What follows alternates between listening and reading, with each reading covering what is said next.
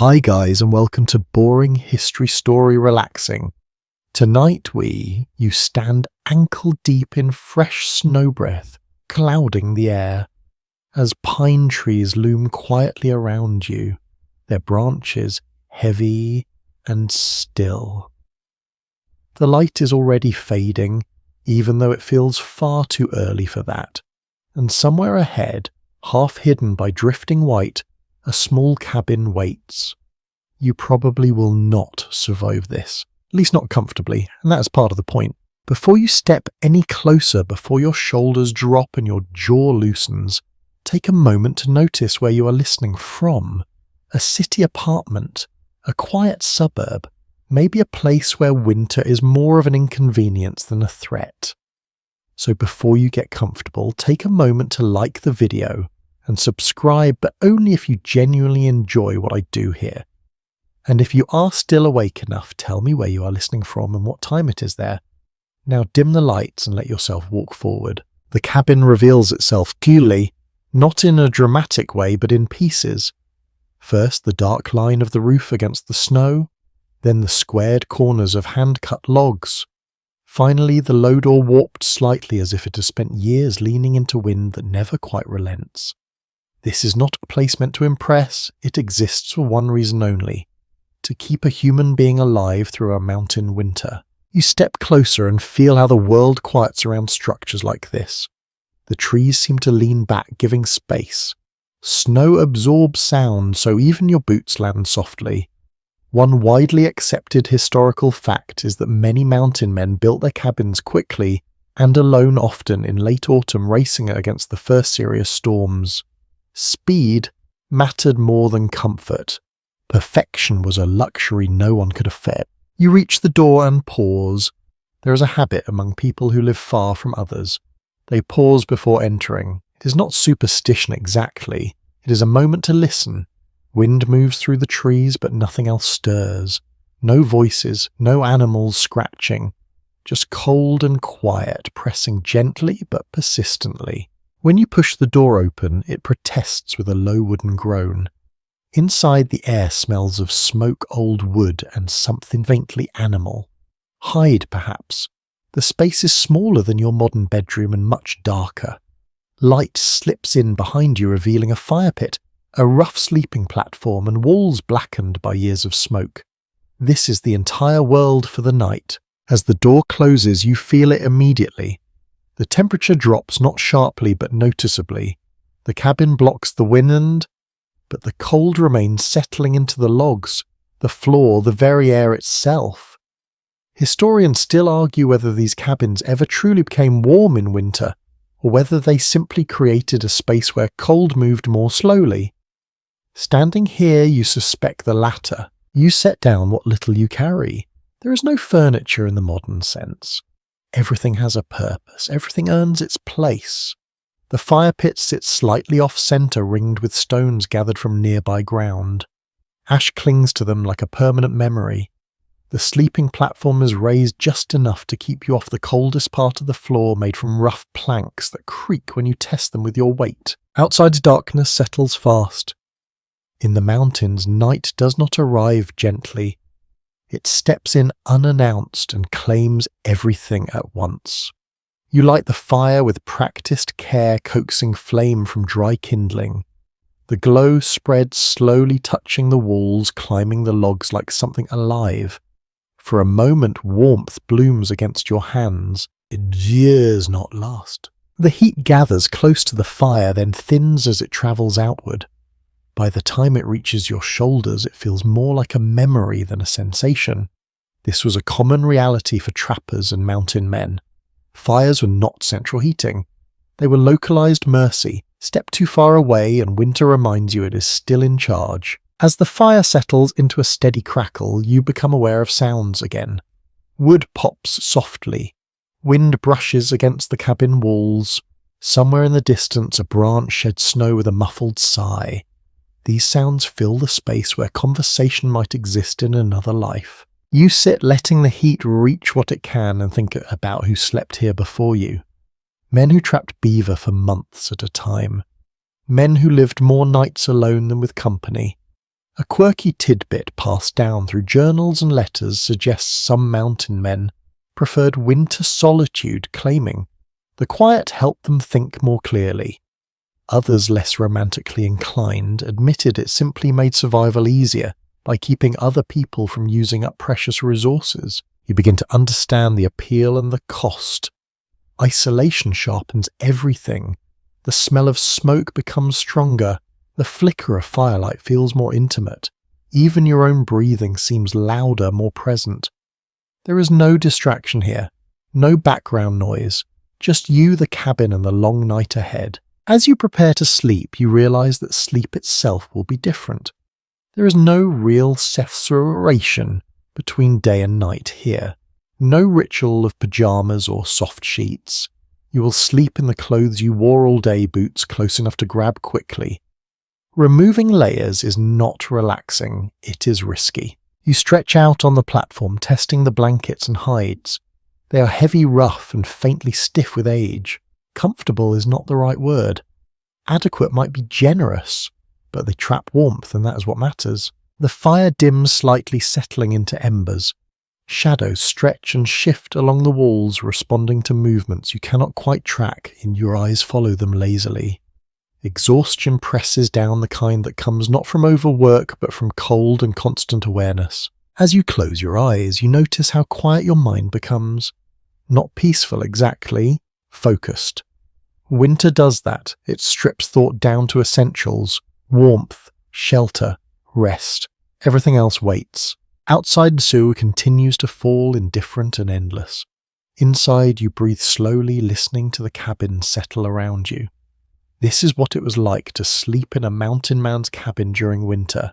Not heroic, not dramatic, just steady endurance, one long night at a time. You do not fall asleep all at once. Instead, rest arrives in layers thin and uneven, like the blankets pulled up around your shoulders. Your eyes close open again, then close for longer stretches. The cabin settles as the fire lowers wood, shifting with soft ticks that sound almost deliberate. In the quiet silence becomes something you notice, rather than something that simply exists. This silence is not empty. It presses gently against your ears, filling every gap where sound might belong. In a city, silence feels rare and fragile. Here it feels thick and confident. Even the wind outside seems to respect it, kept moving softly around the cabin rather than through it. You listen, waiting for something to happen, then realize that nothing happening is the point. The cold begins to reassert itself as the fire fades. It does not rush in. It seeps. You feel it first along your cheeks, then in your fingers, even though they are wrapped in wool. One mainstream historical fact often mentioned in winter accounts is that mountain cabins rarely stayed warm through the night unless someone fed the fire constantly. Most sleepers accepted cycles of warmth and cold as unavoidable, learning to rest between them. You shift slightly, careful not to disturb the fragile heat trapped beneath the hides. Movement risks letting cold air slip in, undoing small gains. Still your body insists. A knee presses against a rough plank. A shoulder finds a knot in the wood beneath. Comfort here is negotiated, not given.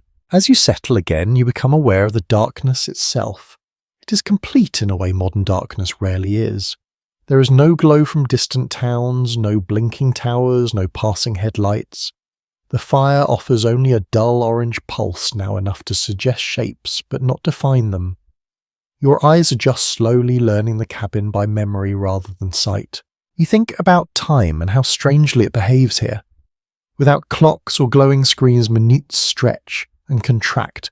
A single breath can feel long. An hour can disappear without warning. Historians still argue whether prolonged isolation in winter altered how mountain men perceived time, or whether exhaustion alone explains the accounts of nights that seemed endless. Lying here, you suspect it is a mix of both. A sound pulls your attention. Outside, something shifts in the snow. Not fast, not heavy. Just a small disturbance, like a cautious step or the fall of snow from a branch. Your body tightens briefly, instinct rising before reason catches up. Then the sound fades, swallowed by the trees. This is another quiet truth of winter cabins. Every sound matters because there are so few of them. A single noise stands out sharply, demanding interpretation. Is it wind? Is it wildlife? Is it imagination? You learn to listen without panicking, a skill sharpened by necessity rather than choice. Your breathing slows again. The cold settles deeper, but you are not freezing. Not yet. The layers do their work. Wool traps warmth close to your skin. Hide blocks drafts that slip through gaps in the logs.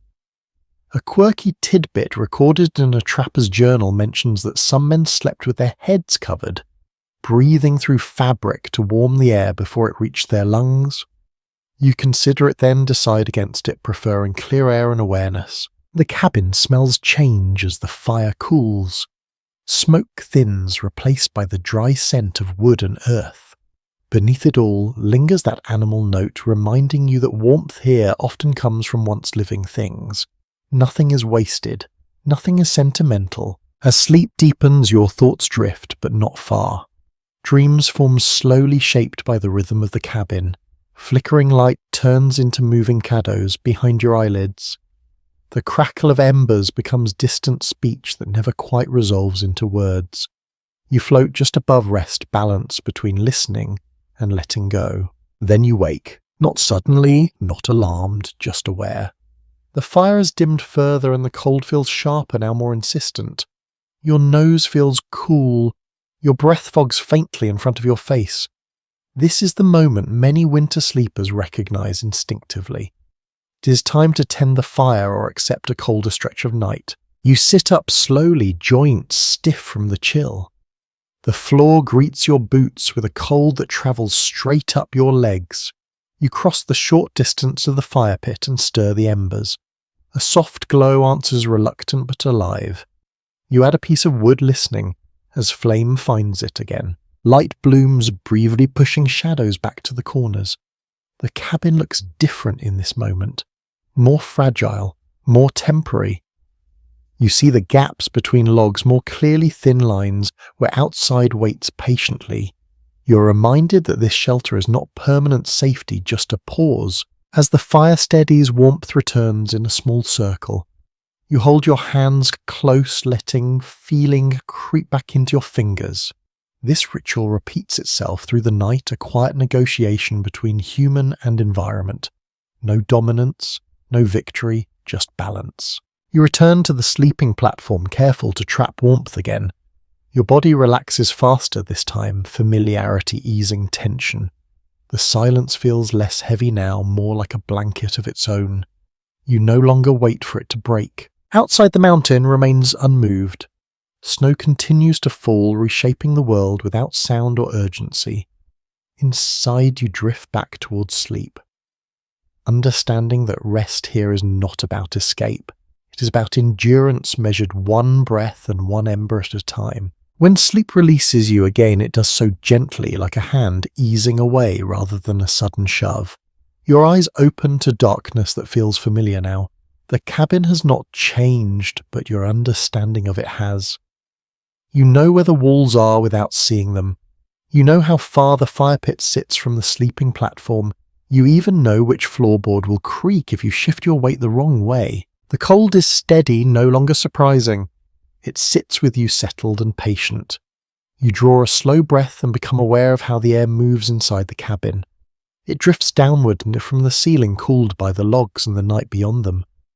Warmer air clings closer to the fire pit, reluctant to rise.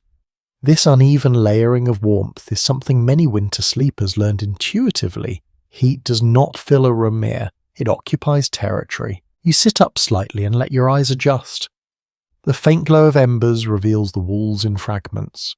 Each log carries its own texture, its own history of axe marks and rough shaping. Between them, the chinking stands out. Mud, moss, scraps of cloth, whatever could be pressed into place to slow the wind. One mainstream historical fact is that cabin chinking varied wildly depending on region and resources. There was no standard method. People used what they had, not what was ideal. You lean closer to one wall and rest your palm against the wood. It is cold to the touch, but not biting. The logs act like a memory sponge holding traces of yesterday's warmth and last week's cold in equal measure. Still you can feel where the outside press is hardest. Thin drafts slip through gaps, brushing your knuckles like invisible fingers. Historians still argue whether mountain men improved their cabins over time or accepted imperfection as part of the bargain.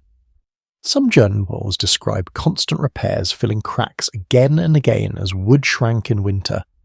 Others suggest many trappers simply adapted themselves instead, layering clothing and positioning beds strategically, rather than chasing total insulation. You shift back onto the sleeping platform and notice how placement matters.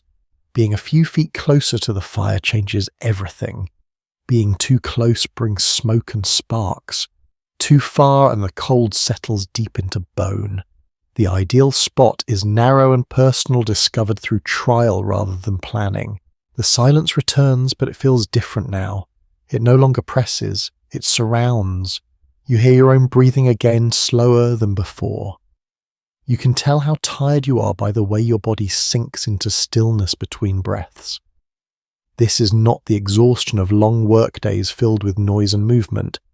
This is the tiredness that comes from sustained alertness, from wearing space with an environment that does not care whether you rest or not. A faint sound draws your attention to the walls again. Wind slips along the exterior, not striking hard, just testing. It finds gaps, explores corners, then moves on. The cabin answers with a low creak, wood shifting as temperatures drop further. This conversation between wind and shelter continues all night, quiet but constant. You think about the men who slept like this night after night, alone, often weeks from another human being.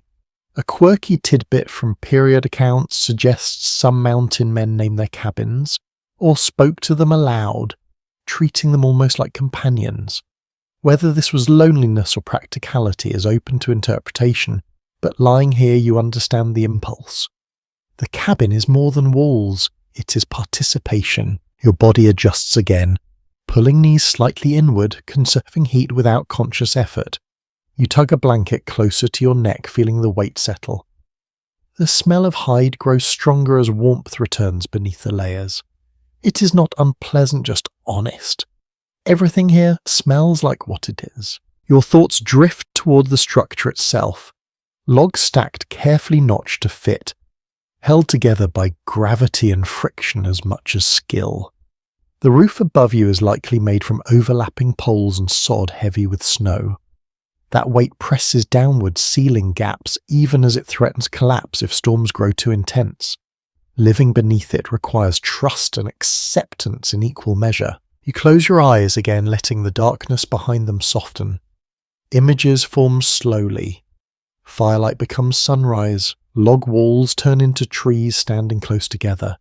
Dream and wakefulness overlap, shaped by the environment rather than escaping it. At some point, the cold nudges you awake again.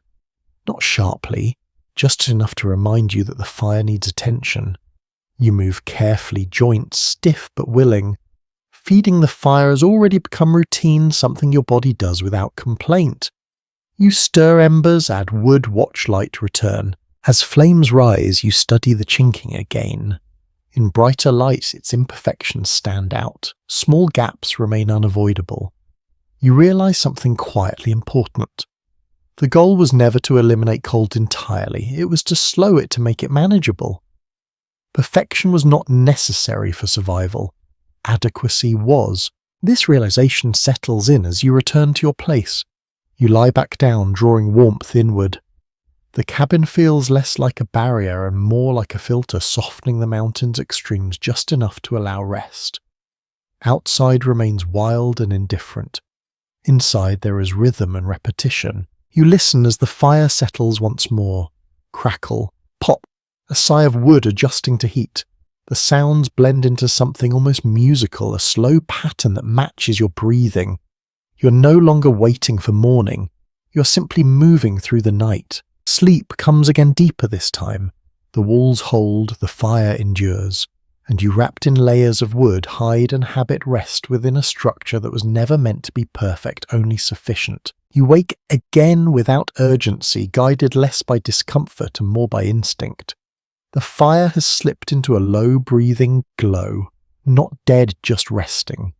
In its dim light, the cabin feels smaller than before, as if darkness has gently folded the walls inward. Cold rests evenly now, not sharp, not surprising, simply present. You sit up and feel how temperature changes with height. Near the floor, cold gathers like water. Higher up, closer to where smoke once lingered, the air holds a trace of warmth. Many first-hand winter accounts from the early 19th century note this exact sensation, describing cabins as layered spaces where warmth floated rather than spread. Heat did not belong to the room, it belonged to altitude. 2. You slide your feet into your boots already stiff from the chill. Leather resists at first, then yields. Every movement feels deliberate. Nothing here is automatic. Even waking requires effort. You step toward the fire pit and crouch, hands extended, palms open to whatever warmth remains. As you stir the embers, a spark flares, then another. Flame returns slowly, cautious and easily offended. You add wood, carefully choosing pieces that will catch without smothering what little life remains. This act feels intimate, almost conversational. Fire here is not controlled, it is persuaded. Once the fire steadies, you notice how uneven the reward is. One side of your body warms while the other stays cool. Your knees feel almost comfortable while your back remains cold. This imbalance is constant. Surviving winter nights like this meant accepting partial relief rather than chasing full comfort. Some long-accepted observations from trapper journals describe fires as tools for morale as much as heat. Light mattered, movement mattered. Watching flames gave the mind something to rest on. In darkness, this complete fire becomes companionship. You return to the sleeping platform and sit for a moment before lying down. Smoke lingers near the ceiling, thin but present. It stings your eyes slightly if you look up too long. Cabins like this rarely had proper chimneys. Smoke escaped where it could through gaps in the roof or loose seams between logs. Breathing smoke was simply part of the arrangement. There has long been disagreement among researchers about how harmful this constant exposure was over time. Some argue it led to chronic lung problems. Others suggest people adapted or that time spent outdoors balanced the effects. Either way, lying here you understand that clean air was not part of the contract. You stretch out again, drawing blankets close.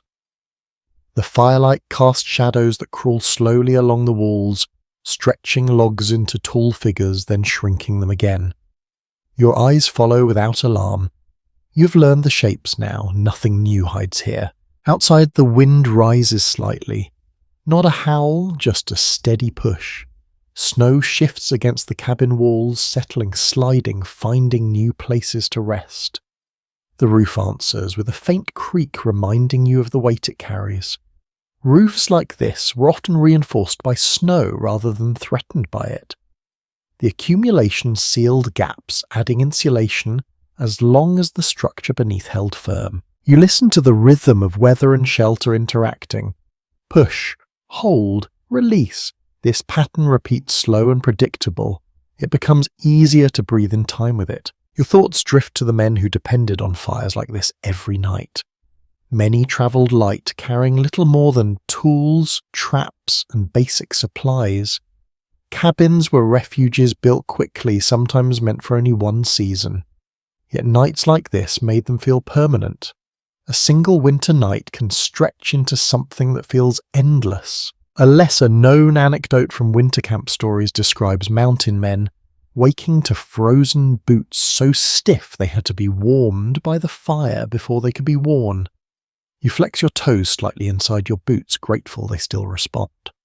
Small mercies matter more here than big comforts. Sleep approaches again, but it is shallow, cautious.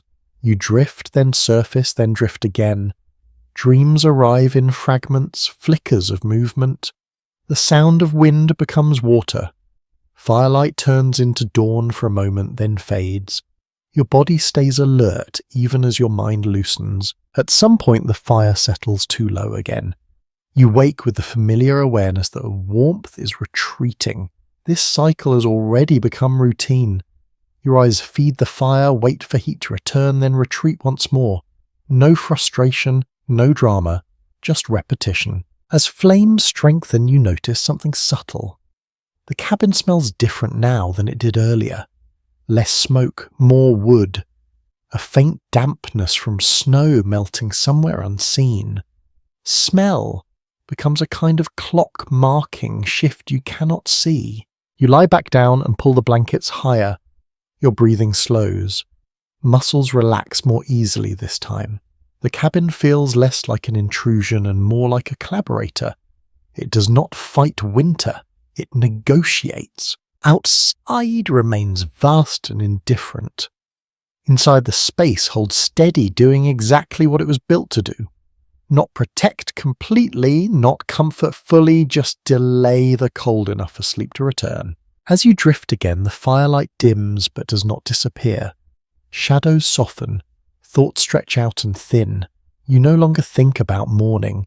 You exist entirely within this moment, wrapped in wood wool and routine, letting winter move around you rather than through you. You wake with the sense that something is different though. It takes a moment to name it. The fire is still alive, but it feels farther away now, as if the warmth has retreated into itself. Your body notices before your mind does. A stiff shoulder, a dull ache along your hip where wood meets bone. The sleeping platform offers no forgiveness, only function. You shift carefully, testing each movement. The planks beneath you respond with a quiet groan, familiar now, almost reassuring. These sounds mark your place in the cabin. They remind you that you are still here, still awake, still part of this small enclosed world. Lying flat no longer feels wise. You ease yourself into a half-seated position propped slightly against your bedroll. Many winter accounts describe sleeping this way not for comfort but for practicality. Sitting kept the head closer to warmer air and made rising easier when the fire demanded attention. Comfort again adjusts itself around necessity. Your feet rest near the edge of the platform, close enough to feel cold rising from the floor. The air down there feels heavier, thicker, like it has settled for the night, and does not intend to move. You draw your knees up a little instinctively, protecting warmth. The body remembers these things faster than the mind learns them. In the low light you study the platform itself. It is little more than a raised frame with planks laid across it. No mattress, no padding beyond what you brought in. Yet this simple elevation matters. Period descriptions often mention that sleeping directly on the ground in winter cabins was avoided whenever possible. Even a small lift reduced heat loss and kept dampness at bay. You reach out and brush your fingers across the blanket. The fabric feels rough but dense. It holds warmth well, though it traps smells just as efficiently. Smoke, hide, wool, all layered together. These scents cling not because they want to, but because nothing here is meant to be washed often. Water freezes, soap is scarce, cleanliness is redefined. There has been long-standing discussion among historians about how people tolerated such conditions night after night without breaking. Some suggest resilience was built from early exposure. Others argue that expectations were simply different. Lying here, wrapped in layers and habit, you sense it is less about tolerance and more about adaptation. Your thoughts wander briefly to modern beds. Springs foam, temperature-controlled rooms, the comparison feels almost unreal. That world seems distant now, abstract. Here the question is simpler. How do you position yourself to lose the least heat? How do you rest without fully relaxing? How do you wake quickly if needed? You notice how your breathing has changed. Slower, shallower, you're conserving warmth without trying. Each exhale fogs faintly, then disappears. Watching it becomes oddly calming, like counting waves in darkness. A faint crack from the fire pit pulls your attention. A log shifts, settling into embers. The light flares briefly, then steadies.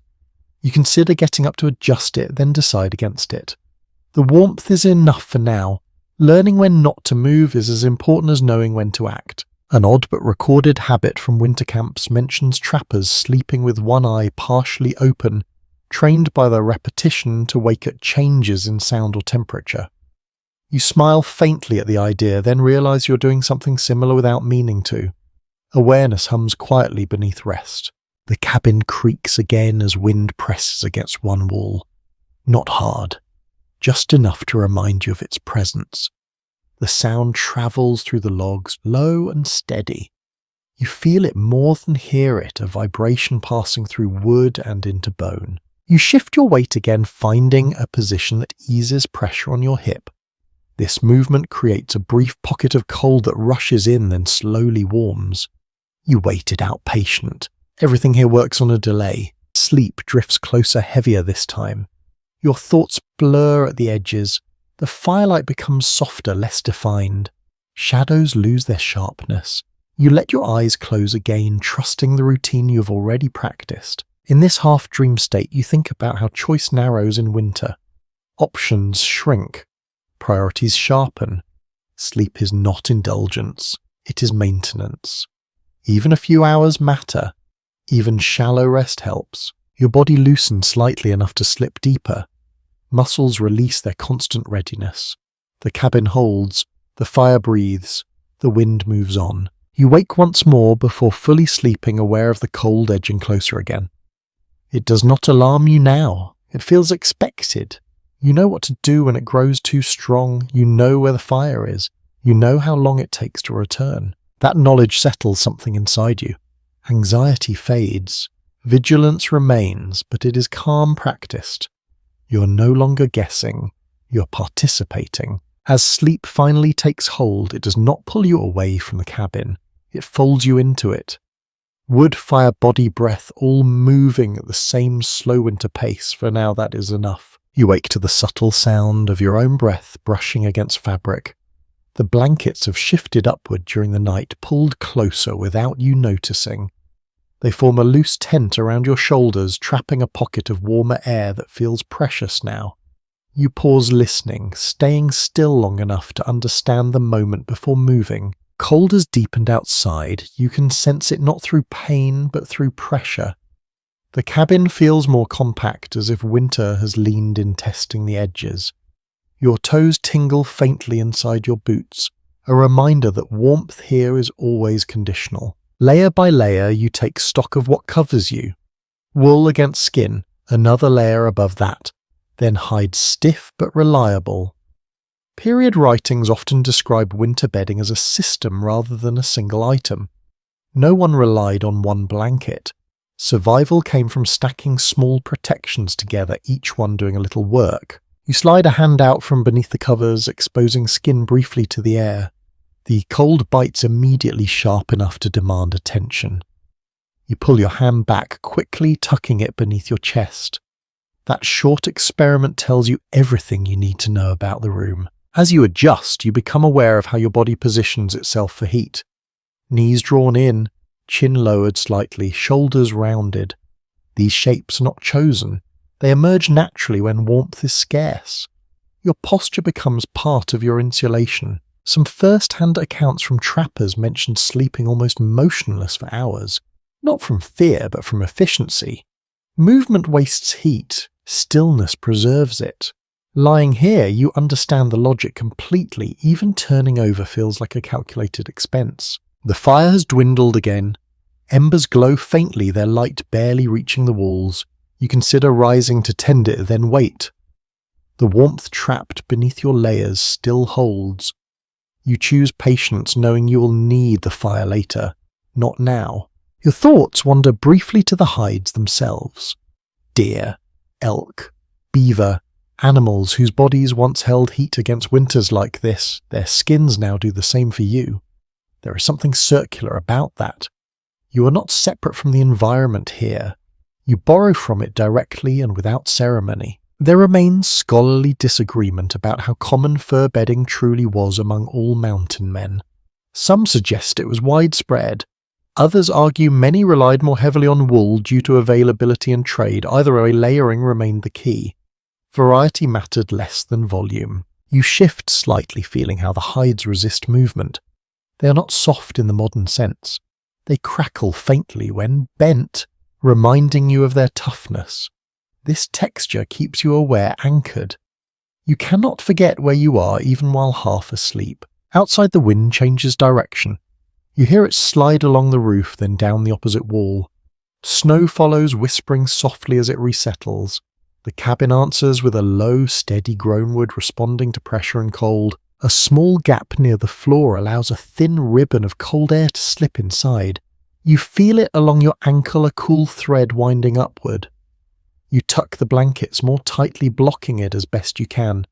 This quiet battle continues all night, drafts probing you, responding. An obscure but noted habit from winter journals describes trappers stuffing spare clothing into wall gaps near their bed as using socks or shirts as makeshift insulation. You glance toward the wall, imagining such additions, then settle for adjusting what you have. Not every improvement is possible midnight. Your breathing deepens again. Each inhale feels deliberate, measured. Each exhale carries warmth outward where it is quickly reclaimed by layers.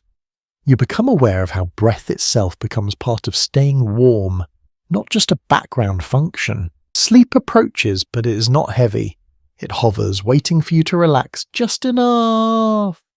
You let your thoughts slow. Fire, wood, snow.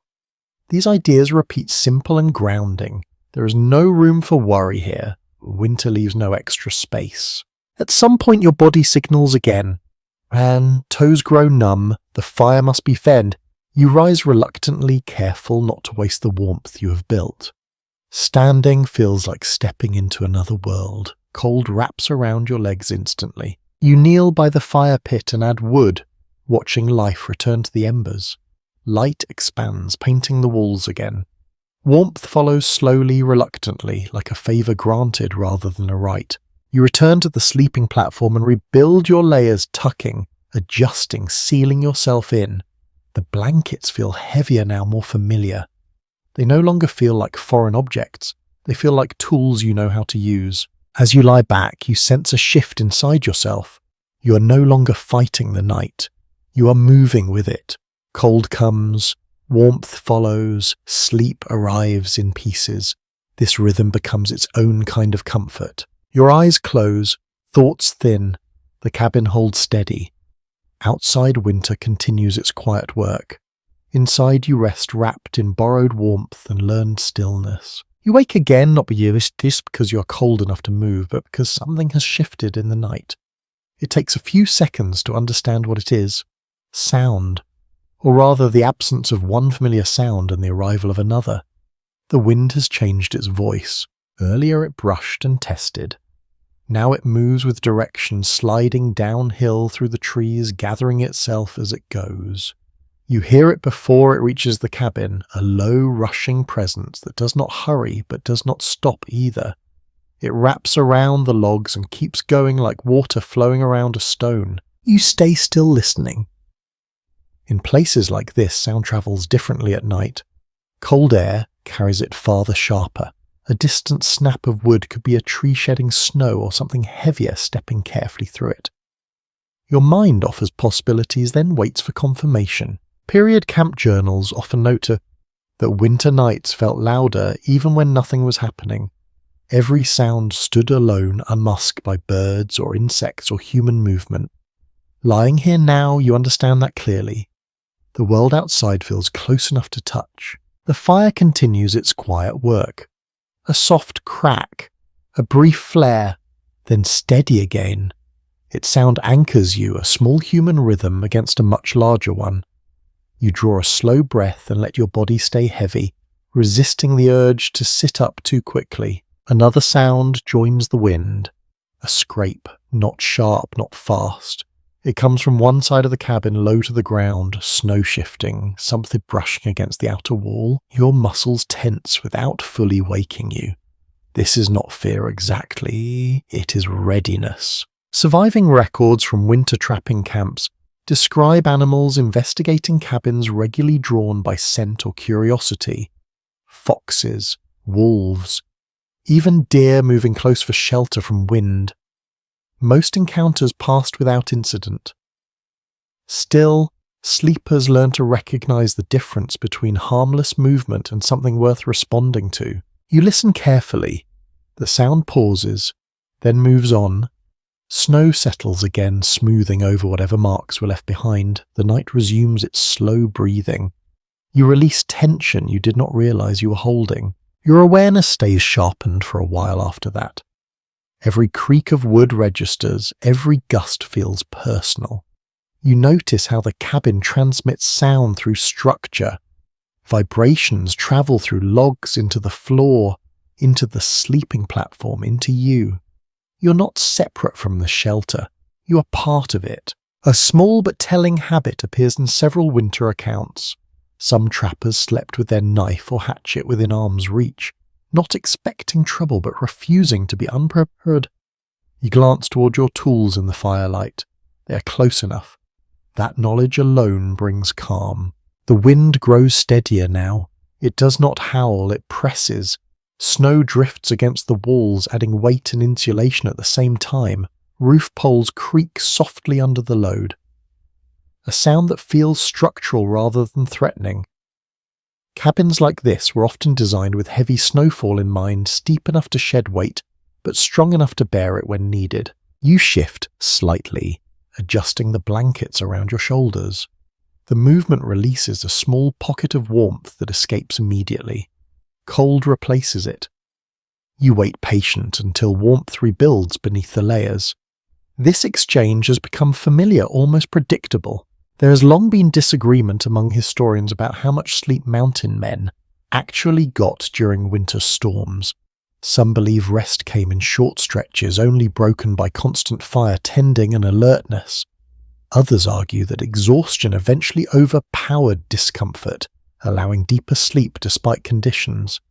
Lying here, you suspect both were true depending on the night. The wind outside carries a faint sound now and then, like distant voices that never quite form words. It is easy to imagine things in noise like this.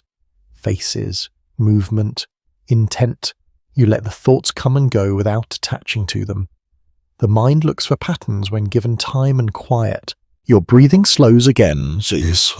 The cabin smell shifts slightly as snow presses tighter against gaps. Damp cold replaces sharp cold. Wood scent deepens. Smoke thins. Smell becomes another signal telling you how sealed the cabin is at this moment. You feel sleep pulling at you again, heavier this time. Not the light drifting of earlier hours, but something deeper, more insistent. Your body has learnt enough now to trust the routine. Fire. Listen, rest, wake, repeat. Just before sleep takes you, a branch cracks somewhere uphill. The sound echoes briefly, then fades. Snow follows, cascading softly through needles and limbs. You imagine the tree settling into a new position, adjusting to weight and wind the way everything here does. You do not rise. You do not reach for tools. The sound does not ask for it. You let it pass, another piece of the night's language. As sleep finally claims you, it does so without images this time. No dreams, no half-formed thoughts. Just darkness and the steady presence of the cabin around you. Walls hold, fire breathes, wind moves on. You rest inside a structure that listens to the mountain as much as it blocks it, and in that shared listening you sleep. You wake with the quiet understanding that the cold has changed its character. It is no longer testing you. It has settled in. The fire has done its best, but time belongs to winter, not flame. You lie still for a moment, sensing how the temperature has evened out, how everything feels uniformly cool rather than sharply cold. This kind of cold does not announce itself. It seeps inward, patient and methodical. Your fingers feel stiff inside the wool. Your jaw tightens slightly before you relax it again. The air presses gently against your face, steady and dry. You breathe slowly, careful not to waste warmth. People who left winter camp journals often remarked that the most difficult cold was not the first bite of night, but the long stretch before morning. The body grows tired of defending itself. Heat production slows. Awareness dulls. Lying here, you understand why that hour earned such quiet respect. You shift your feet a fraction closer to the fire pit, not close enough to wake fully, just enough to steal a little extra warmth. The movement sends a ripple of cold under the blankets, then stills. You wait as heat rebuilds. Waiting has become second nature now. The cabin feels different in this part of the night. Sounds soften. Even the wind seems less curious, moving on with purpose rather than probing. The structure creaks less often, as if everything has found a temporary agreement. Wood contracts. Snow settles. Silence thickens again. You notice how your body responds to this deep cold. Muscles stay slightly tense even in rest. Dreams hesitate. Sleep feels heavier but less refreshing. This is not failure, it is adaptation. Accounts from long winter camps suggest people learn to accept this lighter, more fragmented rest as sufficient, even normal. Your thoughts drift toward firewood. How much remains? How carefully each piece must be used? In winter cabins, fuel was never burned for pleasure alone. Every log represented effort, cutting, carrying, drying. The fire you rely on tonight is the result of hours spent preparing long before darkness arrived. A small but telling detail appears in several winter narratives. Some trappers kept a specific stack of smaller wood near their sleeping area, reserved only for night tending. It allowed them to feed the fire quickly without stepping fully into the cold. You glance toward your supply, appreciating the logic even if you cannot fully copy it now. Your breathing slows again. Each inhale feels deliberate, each exhale warm and faint. You sense your chest rising and falling beneath the blankets, a steady rhythm that anchors you. This rhythm matters. Panic wastes energy. Calm preserves it. Outside, the mountain remains unchanged. Snow continues to fall, though you no longer hear individual flakes. They blend into a soft, continuous hush. Somewhere far away, a tree shifts under its load. The sound travels briefly, then disappears. There is ongoing disagreement among scholars about how much winter silence affected mental health in isolated camps. Some argue it sharpened focus and resilience. Others suggest it weighed heavily, amplifying loneliness. Lying here, you feel neither extreme. The silence is not comforting, but it is not cruel either. It simply exists. Your eyelids grow heavier again. This sleep feels deeper than before, not because you are warmer, but because you are more resigned. The body learns when resistance is useless. It rests anyway. Just before sleep fully takes you, the fire cracks sharply. A log splits as moisture inside finally gives way. The sound startles you awake for a breath, then fades. You smile faintly in the dark. Even fire has its own rhythms, its own surprises. You reach out briefly, adding one small piece of wood. Flame responds slowly, then steadies. Light returns just enough to remind you where you are. The act feels automatic, now practiced and calm. You settle back in pulling blankets close, sealing warmth where you can. The cold remains, but it feels less personal now, more like a condition than an opponent. As sleep returns, it does not carry dreams. It carries stillness. You float in that stillness held by wood and routine, letting winter pass through the hours outside while you remain tucked within. You wake again not because something has gone wrong, but because your body has learned to check itself. The habit forms quietly. Are your fingers still responsive? Are your toes warm enough? Is the fire alive? These questions surface without words answered, through sensation rather than thought. The fire glows faintly, steady but low. Enough to keep the cold from biting too hard. Not enough to make the cabin feel welcoming. You accept this balance without complaint now. It's familiar, predictable. You flex your hands slowly beneath the blankets. The movement brings a dull ache that fades as circulation returns. It feels almost satisfying, like stretching after a long day.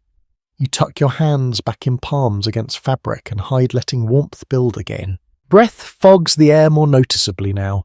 Each exhale forms a small cloud that drifts upward and vanishes near the ceiling. Over time, these repeated breaths leave their mark. Thin frost traces appear along the colder sections of the logs, delicate and pale. Winter camp records frequently describe waking to frost inside cabins, especially near walls and roofs. The cabin holds life, but it cannot banish cold completely. You watch the frost with quiet interest.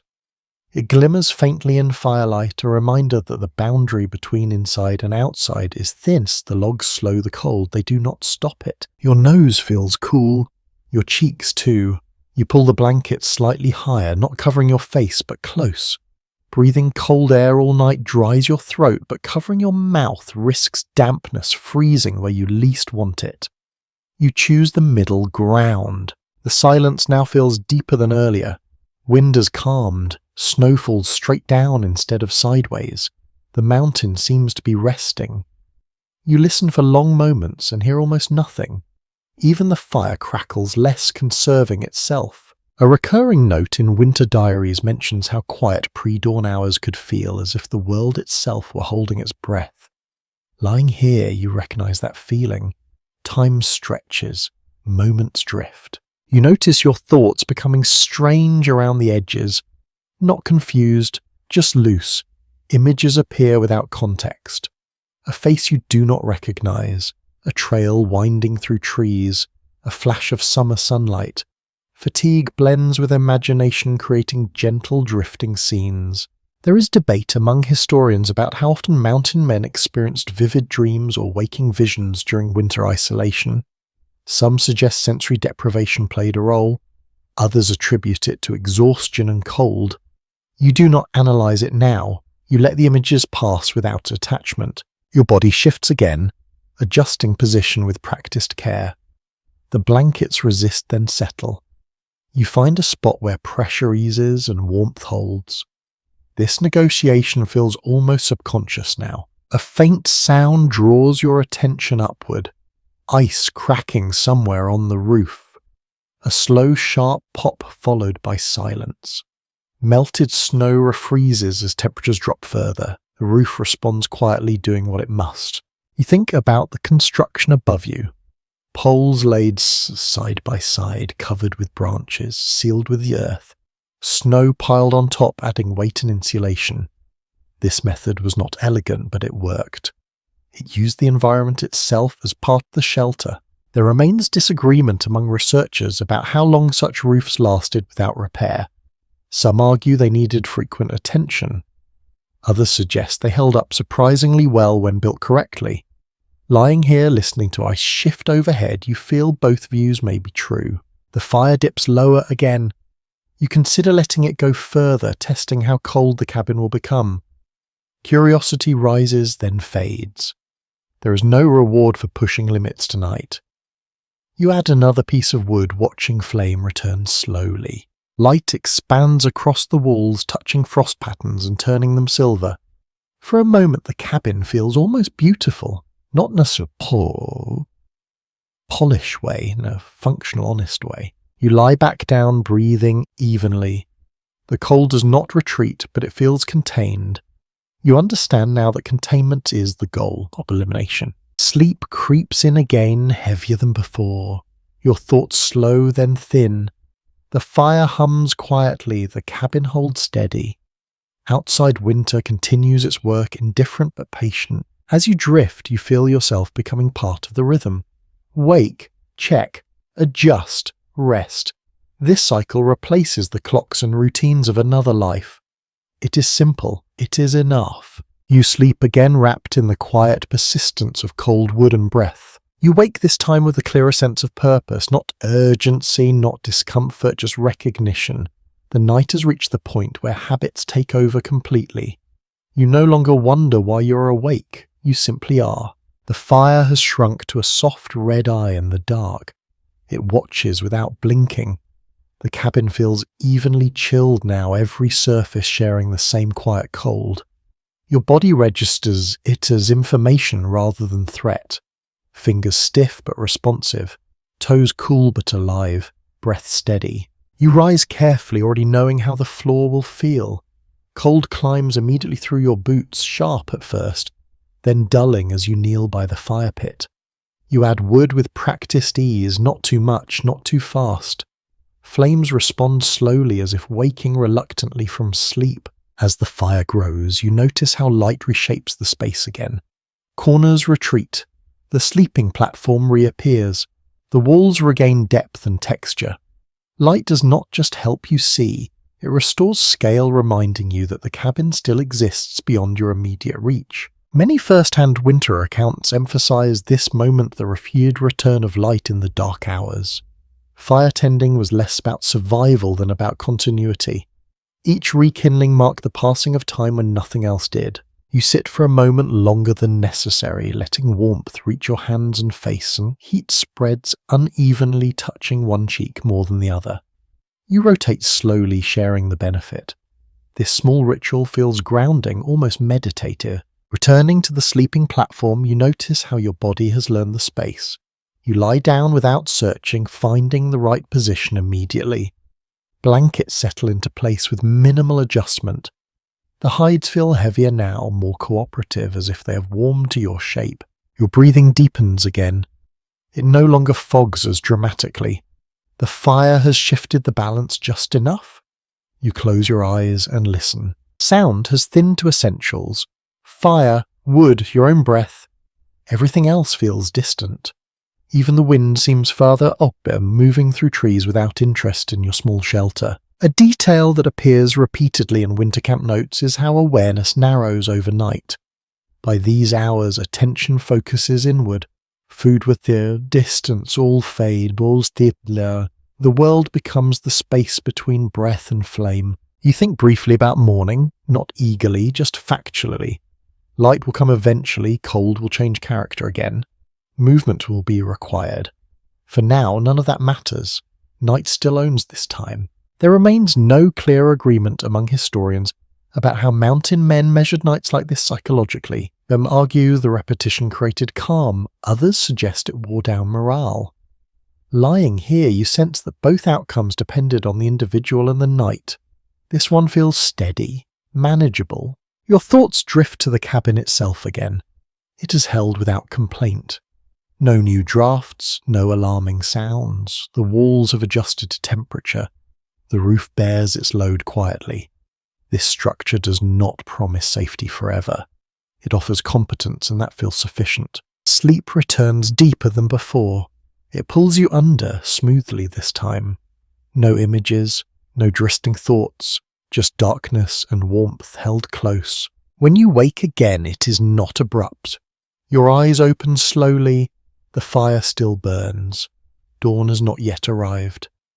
You sense that the night is nearly done, though there is no clock to confirm it. The cold has eased slightly, or perhaps your body has simply adapted further. You lie still, letting rest continue without fully sleeping. This half-wakefulness feels intentional, like waiting without impatience. Your body stays relaxed. Muscles loosen more than they have all night. Outside, snow continues to fall softly. Inside, frost along the walls glimmers faintly in the firelight unchanged. You note it without concern, it belongs here. A small, almost forgotten practice mentioned in winter stories describes trappers whispering to themselves in the early hours, not to break silence but to confirm presence. You do not speak aloud, but you feel that same confirmation internally. You are here, awake, warm enough. You shift one last time, easing pressure from your shoulder. The movement releases a faint rush of cold that fades quickly. Warmth returns, the system still works. As you close your eyes again, you do not chase sleep. You allow it. The night has taught you patience. Fire has taught you restraint. The cabin has taught you trust. Sleep settles in, gently carrying you through the last stretch before morning, wrapped in repetition routine and the quiet competence of endurance. You wake to a sense of space returning. It is subtle at first, more feeling than sight. The cabin feels slightly larger, as if the night has loosened its grip. You do not see daylight yet, but you sense its approach in the way the darkness softens, becoming less absolute. The fire is still alive, though barely. A thin red line traces the edges of the last logs. It gives off more promise than heat. You watch it for a moment, gauging whether it needs attention. Not yet. You have learned that patience here saves energy. You lie still and listen. The mountain sounds different now. Wind has eased further, settling into long pauses instead of constant movement. Snow falls quietly straight down without the whispering slide of earlier hours. The world feels paused as if waiting. Accounts from winter camps frequently mention this hour before dawn as the hardest and the calmest at once. The body is tired from vigilance, but the environment often rests. Lying here, you understand the strange balance of it. You feel worn but not strained. Alert but not anxious. Your breath moves evenly. You notice how much quieter it sounds than earlier in the night. Cold air no longer bites as sharply at your nostrils. Either the temperature has shifted slightly, or your body has simply learned to work within it. Both explanations feel true enough. You flex your toes gently inside your boots. They respond without protest. That small success brings a quiet satisfaction. Nights like this are measured in tiny victories. Warm fingers, responsive feet, fire that survives until morning. You think again about the men who slept like this as routine rather than novelty. Winter after winter, often alone, sometimes with a partner, rarely with comfort. Diaries and letters left behind show little drama in their descriptions. They wrote about cold plainly as if it were weather rather than hardship. That tone speaks volumes. There has been ongoing discussion among modern researchers about whether such understatement reflected resilience or resignation. Perhaps it was neither. Perhaps it was simply accuracy. When cold is constant, it no longer deserves special attention. You roll onto your side, slowly testing the movement. The blankets shift with a familiar resistance, then settle. A brief wave of cold passes through the space you vacated, then stops at the layers you leave behind. Heat rebuilds again, quiet and dependable. Your shoulder presses against the wood beneath the platform. You feel its firmness through layers of fabric and hide. It is not uncomfortable. It is present. You sense the shape of the cabin through your body, the way the structure defines your rest. A faint light appears along the upper seam of the door. Not enough to see by, but enough to confirm what you already know. Morning is approaching. The mountain is not done with winter, but night is loosening its hold. You listen again. A new sound joins the silence. Snow sliding off a branch. A distant hollow thump as it lands. The sound feels heavier now, closer to the ground. Daylight changes acoustics even before it arrives fully. A rarely mentioned but recurring observation in winter camp notices is how quickly mood shifted with the first hint of dawn. Spirits lifted not because warmth arrived, but because certainty did. Morning meant tasks, movement, purpose. Even if cold remained, direction returned. You feel that shift beginning inside you. Not excitement, just readiness. Muscles wake slowly, joints loosen in anticipation of a movement. The night taught your body how to rest in pieces. Morning will teach it how to move again. You sit up carefully, testing your balance. The cabin looks different now, even in near darkness. Less threatening, less closed. You add one final piece of wood to the fire, not to chase warmth, but to brew. Flame answers more readily now, as if it too senses the change. Light grows, gradually filling the space without drama. Shadows soften. The frost along the walls becomes more visible, delicate patterns, tracing where cold held strongest. You study them briefly, then look away. They have done their work. You pull your blankets aside and stand fully.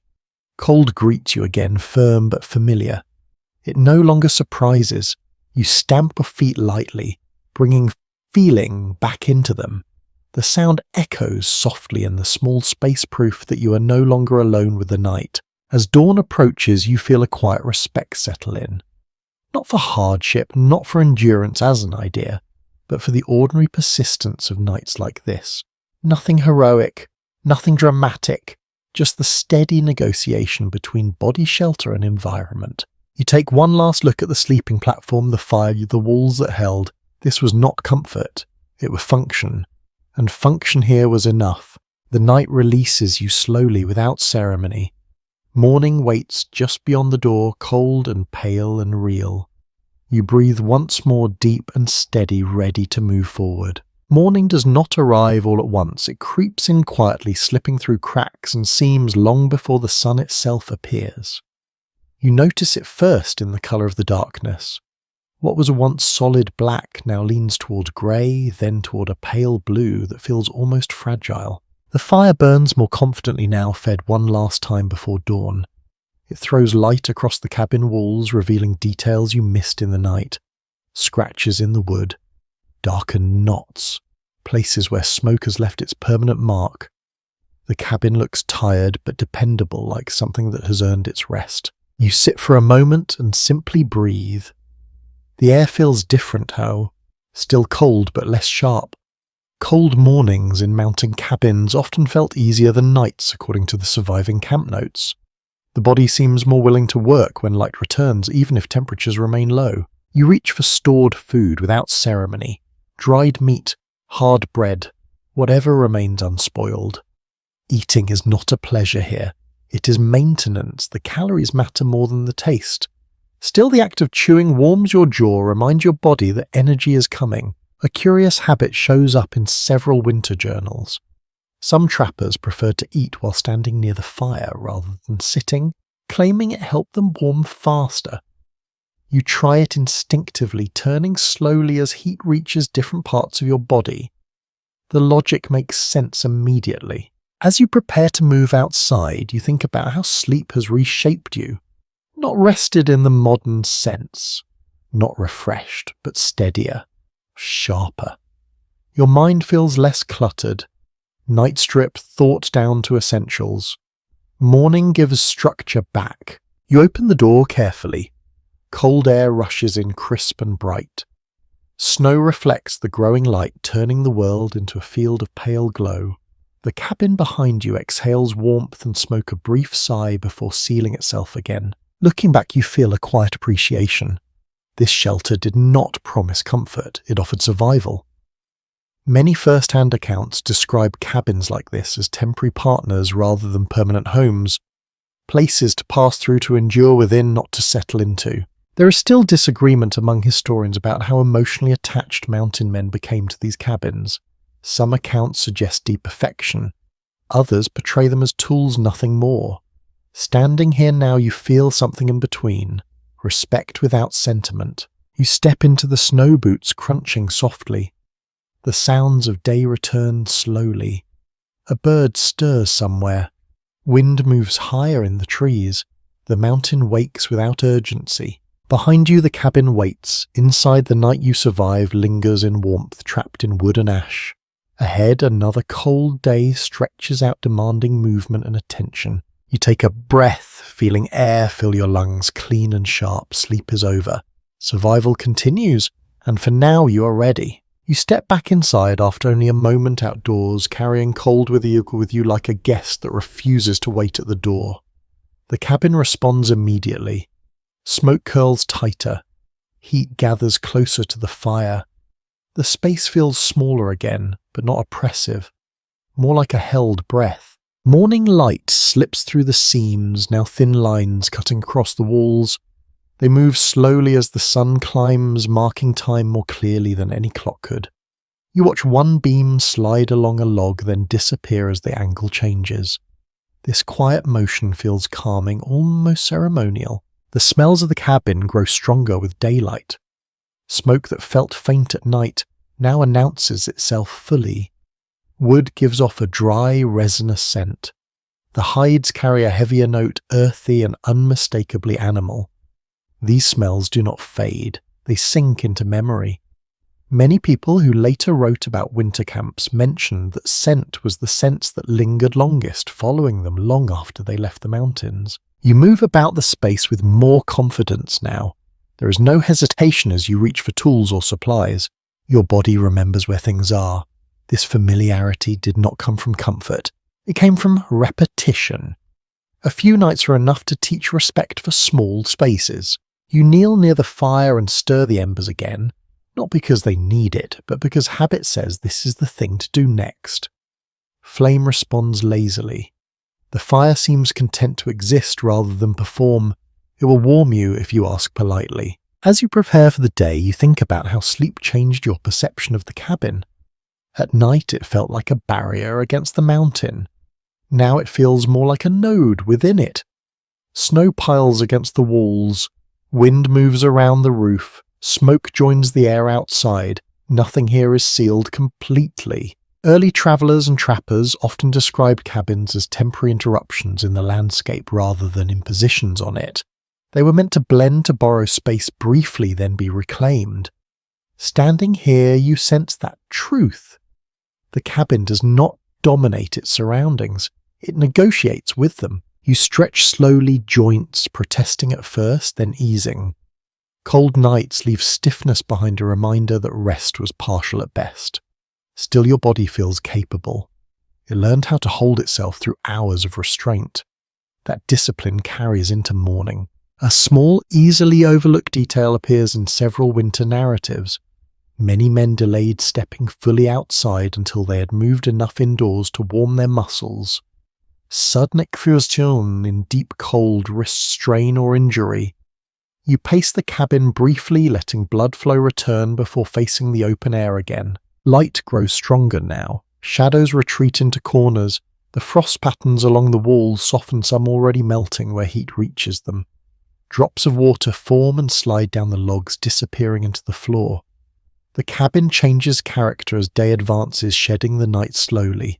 You pause near the sleeping platform and look at it with new eyes.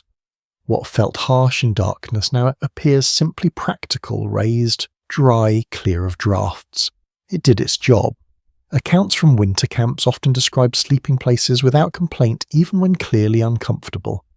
Complaining did not improve function. Observation did. There remains uncertainty among historians about how often mountain men slept poorly versus how often they simply accepted poor sleep as normal. Letters rarely dwell on rest. They dwell on weather-food distance. Sleep was assumed, taken when possible, and left unexamined. You gather what you need for the day, moving efficiently. Tools are checked. Clothing adjusted. Layers tightened where gaps formed overnight. Each action feels purposeful. Morning replaces vigilance with intention. Before leaving, you take one last look around the cabin. Fire burning low but steady. Smoke finding its way out. Walls holding firm. This space carried you through the night without asking much in return. That exchange feels complete. Outside daylight sprays across the snow, flattening shadows and revealing texture. Drifts show curves shaped by wind. Animal tracks cross the clearing unnoticed in the dark, but obvious now. The mountain feels awake, alert, indifferent. You step out and close the door behind you, not tightly, just enough to keep snow from blowing in. The sound feels final in a gentle way. Night belongs to the cabin now.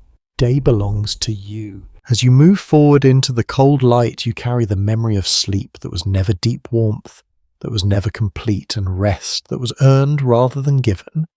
That memory settles quietly inside you. You understand now what it was like to sleep in a mountain man's cabin during winter.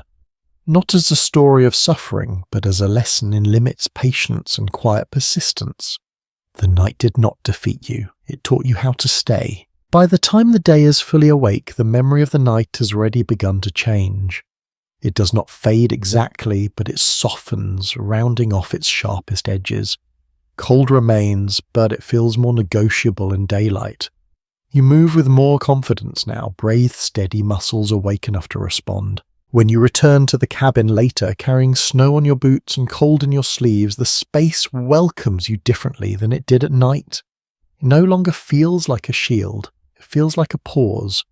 You set things down and let the door close behind you, sealing out wind with a familiar thud. The fire is easier to manage in daylight. Flame catches faster. Wood splits more willingly. Heat spreads more evenly, helped by the sun, pressing faintly against the walls. Notes from winter camps often remark that daytime fires were less demanding, requiring less attention to maintain. Night was the real test.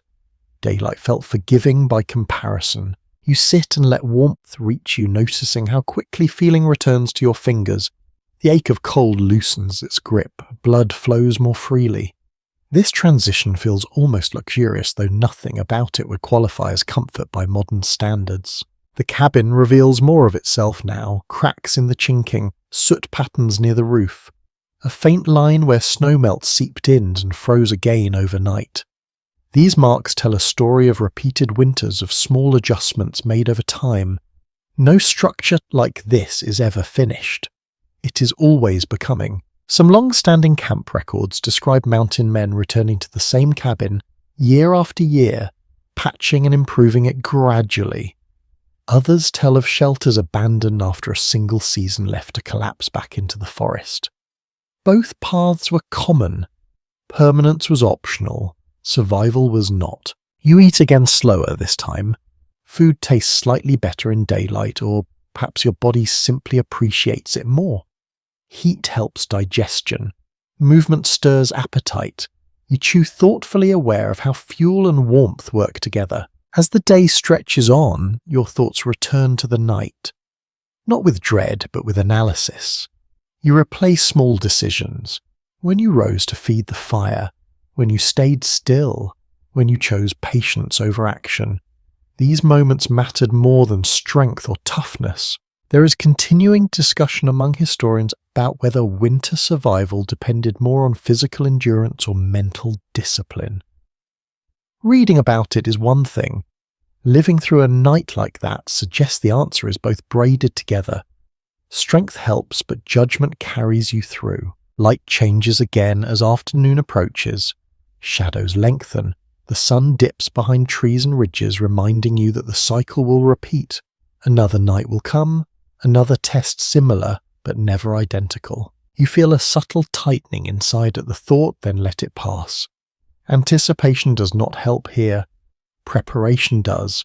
You gather firewood with care, selecting pieces that will burn steadily through the dark hours. You stack them close to where you will sleep. This small act feels reassuring. An unexpected habit shows up in several winter accounts. Some men spoke softly to themselves while preparing for night, narrating tasks out loud. It kept focus sharp and broke the weight of silence.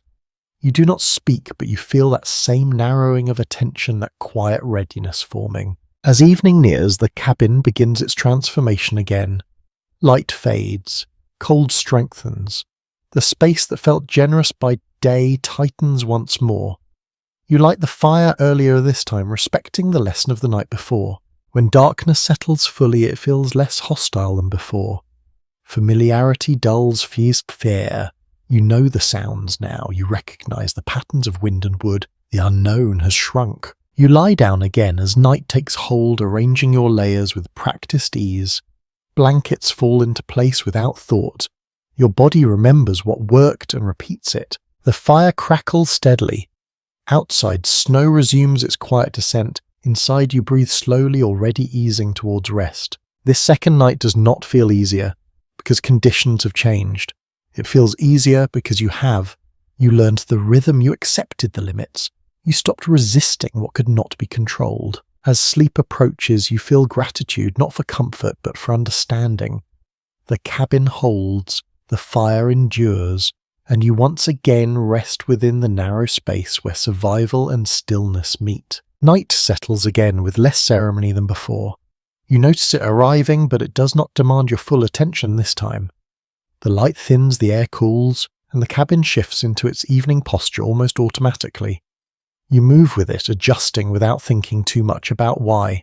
The fire is already established, burning with a steadier confidence than it had the night before. You chose the wood more carefully this time, pieces that will burn slowly, pieces that will not demand constant negotiation. This preparation shows. Flame holds its shape longer, and heat lingers just enough to feel earned. You sit close for a while, letting warmth soak into muscles that spent the day working. The ache in your legs fades first, then the tightness in your shoulders. Cold still exists, but it feels more distant, less intrusive. Daylight always leaves a trace behind, even after it disappears. Several first-hand winter camp descriptions mention this feeling clearly. The second night often felt different, not because the weather improved, but because familiarity replaced uncertainty. The body and the mind had already learned what the night required. You take your time arranging the sleeping platform. Blankets first, then hides, then the final layer that seals everything together. You smooth edges, block known drafts, and leave space where warmth tends to gather. This careful choreography feels almost satisfying, like setting something in order. You lie down earlier than you did before, not out of exhaustion, but out of respect for the hours ahead. Sleep comes more easily when it is not rushed. You let your breathing slow while the fire still burns bright enough to watch. Shadows form again along the walls, but they feel less dramatic now. You know their shapes, you know how they move. Nothing surprises you when the flame flickers. Familiarity dulls imagination, and that is a gift at night. Outside the mountain sounds the same as before, but you hear them differently. Wind in the trees no longer feels like an interruption. It feels like a background presence, something that continues whether you notice it or not. Snow settles in soft waves, reshaping the world quietly. A pattern appears in many winter journals from this era. Writers often stop describing sounds in detail after the first few nights. What was once noted carefully became assumed. You sense that transition happening now. You still hear everything, but you no longer label it. Your body relaxes faster when you close your eyes. Muscles release without argument.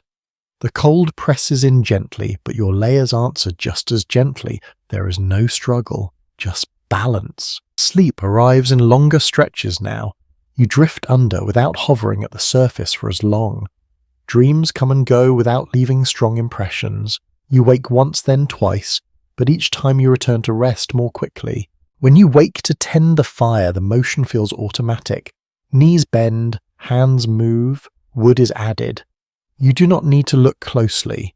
The task has become familiar enough to perform in near darkness. This kind of learned efficiency appears often in winter survival accounts. Repetition created confidence. Confidence conserved energy. Energy kept people alive. No heroics required. You notice that the cabin itself feels warmer tonight, though you know that is only partially true. Logs that absorbed heat during the day release it slowly now.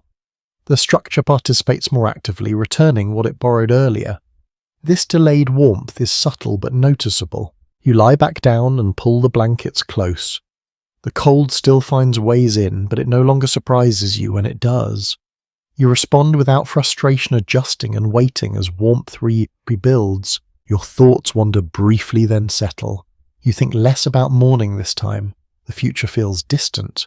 The present feels sufficient. Some modern researchers question whether people in such conditions experience true rest or merely endurance.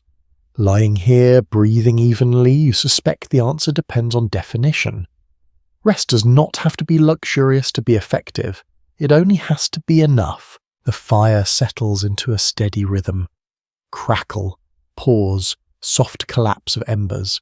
These sounds blend into something soothing, almost hypnotic. As hypnotic. You let them carry you. Outside, winter continues without comment.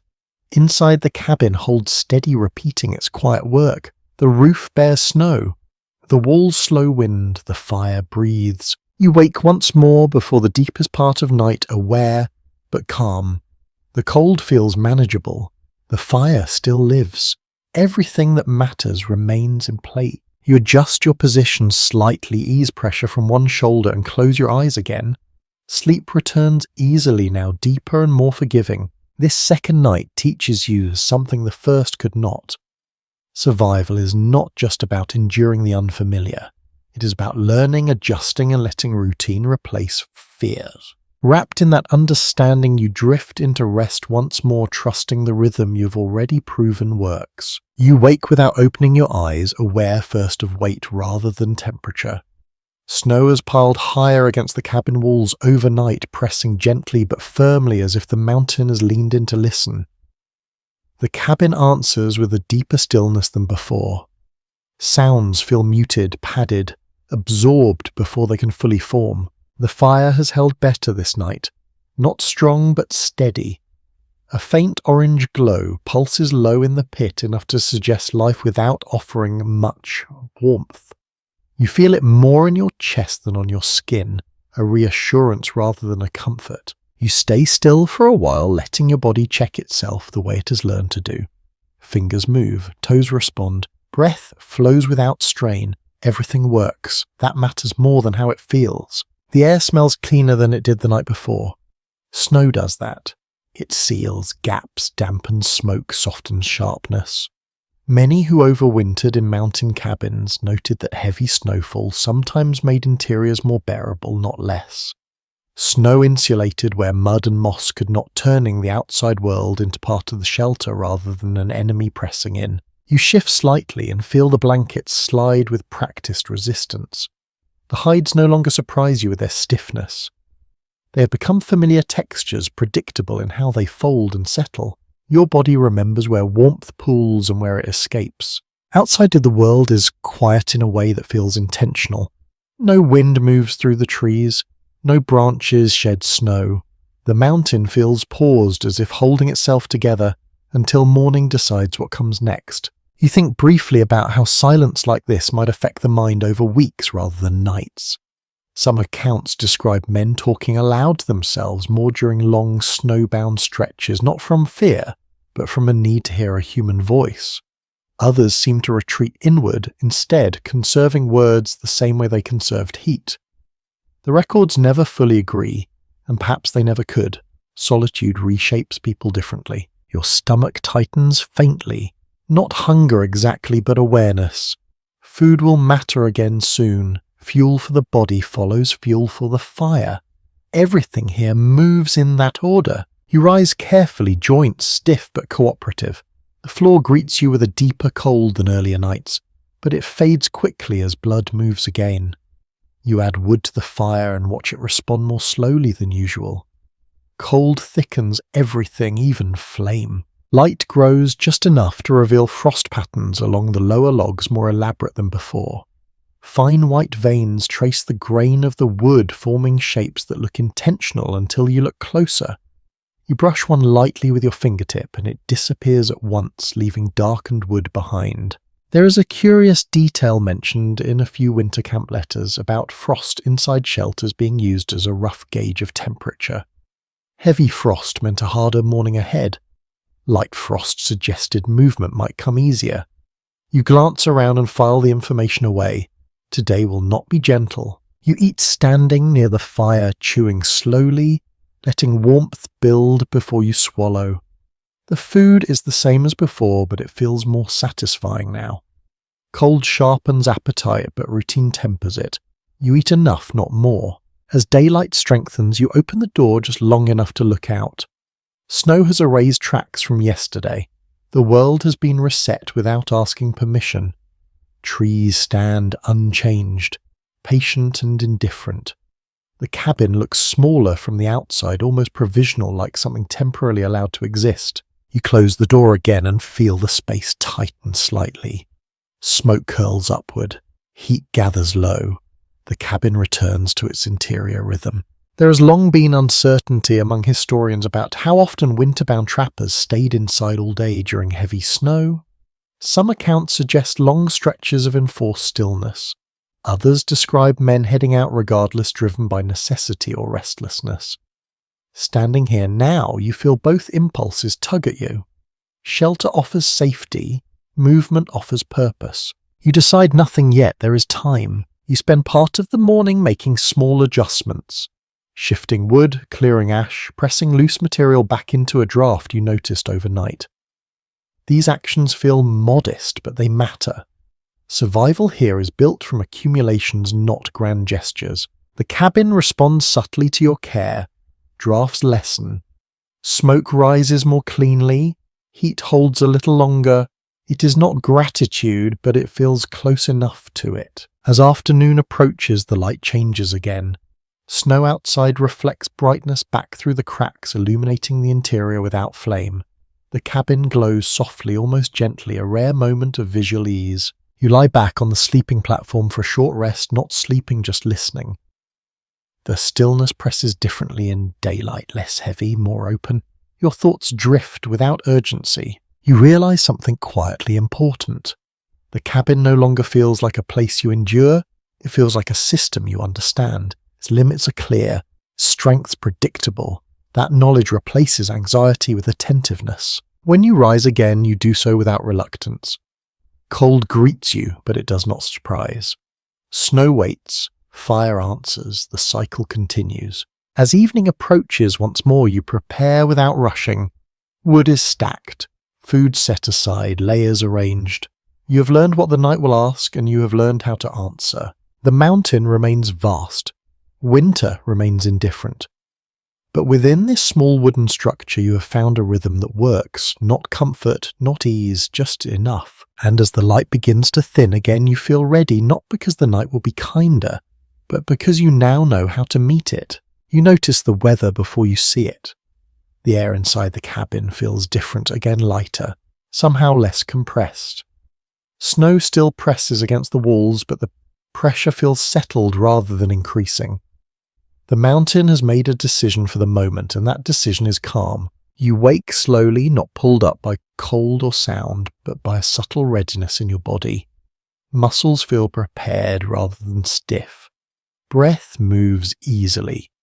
The fire has lasted longer this time, a low, steady presence that never quite faded into doubt.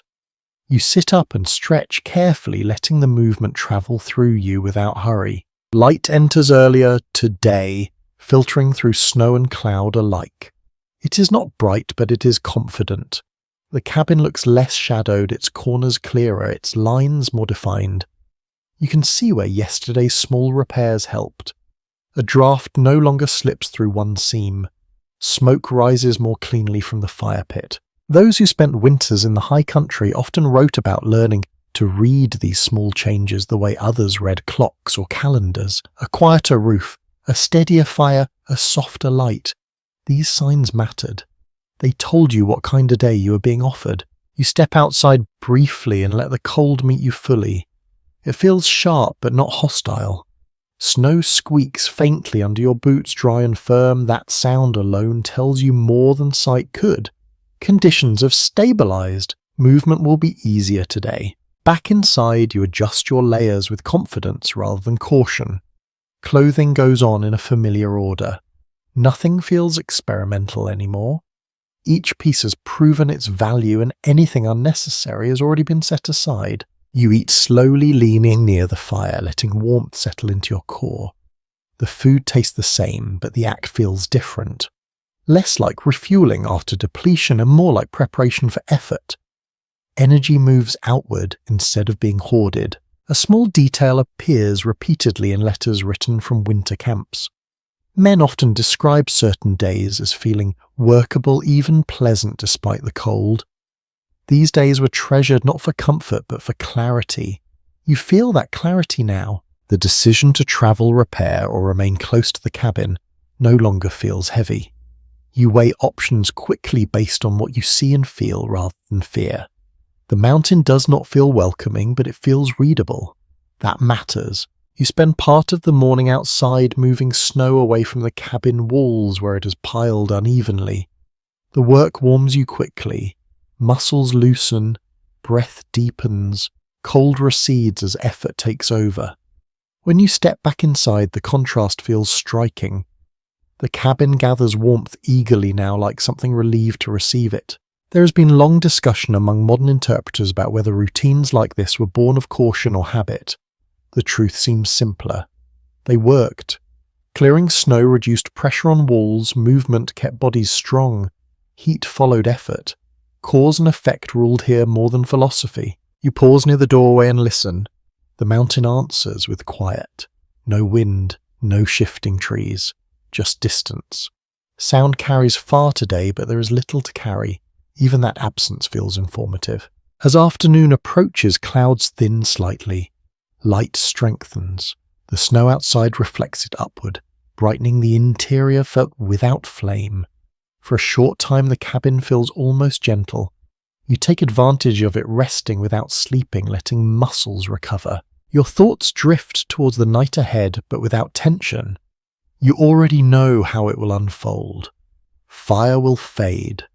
Cold will return. You will respond.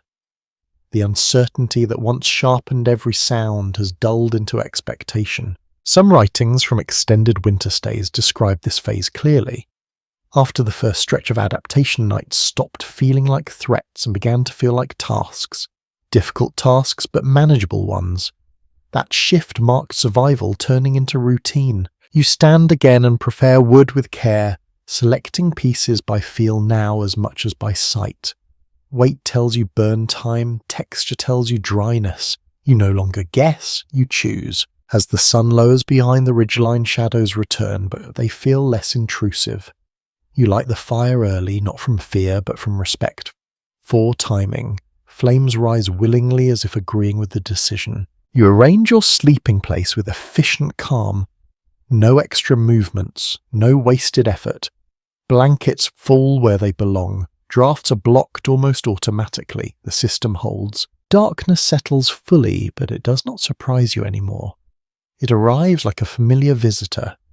You greet it with routine rather than resistance. You lie down and let the fire warm what it can. The cold presses in again, but it feels predictable now, even measured. You listen to the cabin settle, recognizing each sound without needing to interpret it. Sleep comes in long stretches tonight. You wake once then again, but each time you return to rest quickly. The fire needs less tending. The cold asks less sharply. Everything feels balanced. Just before drifting again, you realize something quietly profound. You are no longer simply enduring this place. You are participating in it, reading it, responding to it. The mountain remains vast. Winter remains uncompromising. But inside this small cabin, you have learned how to fit yourself into the narrow space where rest is possible. Wrapped in that understanding, you let sleep take you once more steady and unafraid, trusting the rhythm you now know well. You wake before the fire asks for you. That alone feels like progress. Your body has learned the timing, the slow drift from warmth to chill that marks the hours.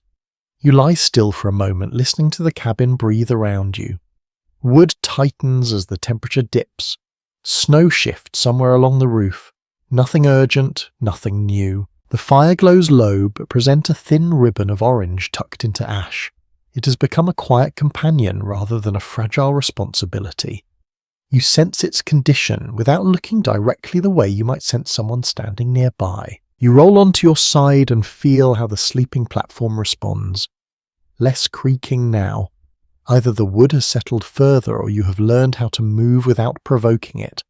Probably both. The cabin has adjusted to you and you to it through countless small negotiations. Your breath moves easily. Cold still lives in the air, but it no longer feels sharp.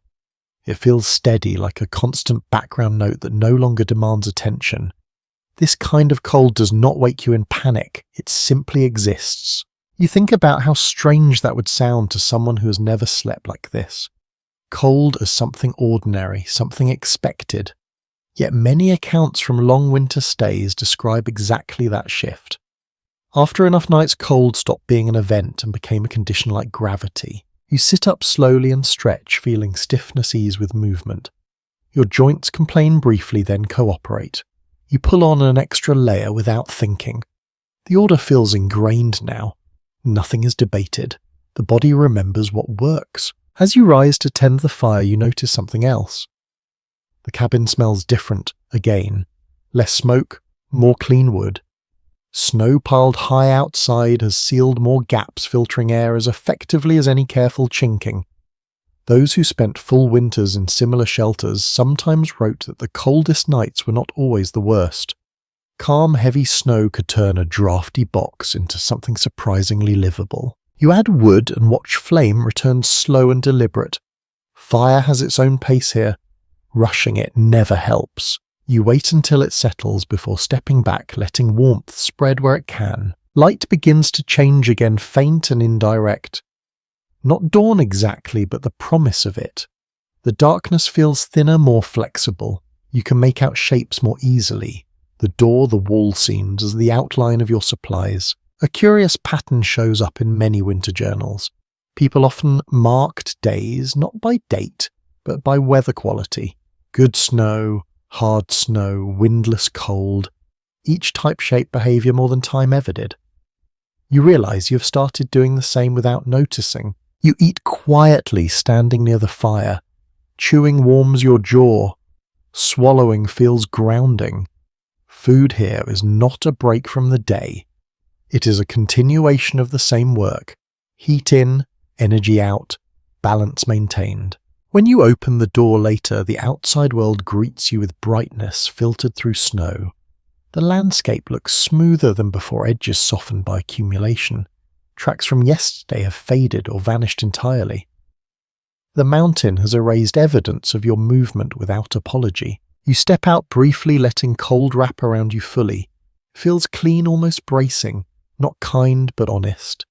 You take a few slow breaths, then return inside, closing the door carefully to preserve what warmth remains. There is still disagreement among modern historians about how much emotional weight isolation carried during long winters. Some interpretations suggest deep loneliness. Others point to routine and purpose as stabilizing forces. Standing here, moving between cold and warmth, inside and outside, you sense that the truth likely shifted from day to day. Feelings followed the weather as much as thought. You spend part of the morning working inside, sharpening tools, mending small tears, rearranging supplies. These tasks are not urgent, but they feel necessary. Idle time stretches uncomfortably in places like this. Movement gives shape to hours. The cabin responds to your presence. Heat rises more evenly as the fire burns. Smoke finds cleaner paths out. Drafts seem fewer, or perhaps you have learned where they are and no longer notice them. Familiarity smooths rough edges without changing reality. As afternoon approaches, you rest briefly on the sleeping platform, not to sleep, just to pause. The surface feels firm but acceptable. You shift until pressure eases. Your body has learned how to lie here without fighting it. Your thoughts drift, but not far. There is no room for elaborate imagination. The world narrows naturally. Fire, wood, snow, breath. These ideas repeat, gently steadying rather than dulling. Outside, the light changes again, sliding toward late afternoon. Shadows lengthens across the tour. The mountain prepares for night without signaling it loudly. You feel the shift anyway, the same way animals do, through changes in temperature and tone. You begin evening preparations without delay. Firewood stacked, food set aside, clothing checked. Nothing rushed, nothing skipped. Routine carries you forward. One understated habit mentioned in several winter camp letters involves taking a final look outside before nightfall, not for beauty but for information. Wind direction, cloud movement, snow quality. You do the same now, standing quietly for a moment, reading the landscape. Night arrives soon after, calm and unremarkable. Darkness settles into familiar places. The cabin closes in gently, becoming a smaller world again. You lie down and let the fire warm what it can. Cold presses in as always, but it feels predictable now, almost measured. You respond with layers and stillness, conserving warmth without effort. Sleep comes smoothly tonight. No hovering, no half-waking. When you do wake, it is only to tend the fire once, then return to rest without hesitation. As you drift again, you realize that habits once learned quickly become invisible. What felt demanding now feels normal. What once required attention now happens without thought. This night teaches you something quiet but important. Endurance is not loud. It does not announce itself. It settles in through repetition, through small choices made correctly over and over. Wrapped in that understanding, you rest again, steady and calm, trusting the system you have built to carry you through until morning comes once more. You wake with the sense that the cabin knows you now. Not in any mystical way, just through repetition. The floor no longer surprises your feet. The walls no longer feel like strangers pressing in. Even the fire seems to respond more quickly, as if it recognizes the rhythm of your hands. You stay still for a moment, listening. The quiet is different today. Not heavier or lighter, just shaped another way. Snow outside has crusted overnight. You can hear it when the roof shifts, a faint, brittle sound instead of the soft hush you have grown used to. That tells you more than sight ever could. The day will be colder but clearer. The fire has lasted the night with little complaint. You notice this without pride. It is not skill alone, it is familiarity. You chose the wood better. You fed it at the right times. You learned its moods. That is how most things work out here. You sit up slowly and feel the stiffness move through you, then pass. Cold nights leave traces behind, but they fade with movement. You stretch carefully, not pushing, just reminding your body that it's still expected to work today. The air smells faintly sharp, cleaner than before. Snow does that when it freezes hard. It seals everything tight and reflects cold inward. The cabin holds the scent of last night's smoke, but it no longer stings your eyes. You barely notice it now unless you stop to think about it. You eat quietly, chewing without hurry. Hunger has become predictable. It no longer surprises you in waves. It arrives steadily, asking to be managed rather than indulged. Food tastes the same as yesterday, but it feels more satisfying, as if your body has finally accepted the pattern. When you step outside, the cold meets you with clarity instead of force. The air feels brittle, almost ringing when you breathe it in. Snow crunches sharply underfoot. The sound travels farther than it did before, echoing faintly among the trees. That alone tells you how still the day is. You pause and look around. The world feels wider in this kind of cold. Distance sharpens, edges stand out. Even the cabin looks more defined against the snow, its shape clear and unapologetic. It does not blend in today. It stands. You return inside after only a few breaths, not because the cold is unbearable, but because there is no need to linger.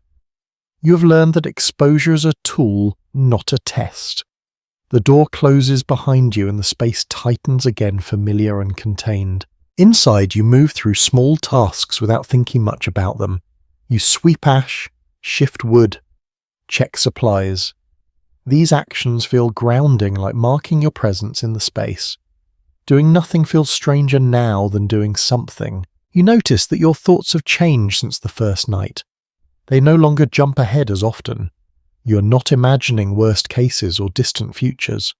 Your mind stays close to your hands, your breath, the next task. This narrowing feels restful rather than limiting. People who lived like this for long stretches sometimes wrote that winter simplified them, not in a philosophical sense, but in a practical one. There was only so much attention to go around, and winter claimed most of it. Lying awake, worrying did not keep you warmer. Doing the right thing at the right time did. You sit for a while near the fire, not because you need the heat urgently, but because it feels like the right place to be. Flames move slowly today, steady and bright. You watch them without expectation. Fire watching becomes something like thinking without words. The cabin creaks once as the sun shifts outside. A log adjusts.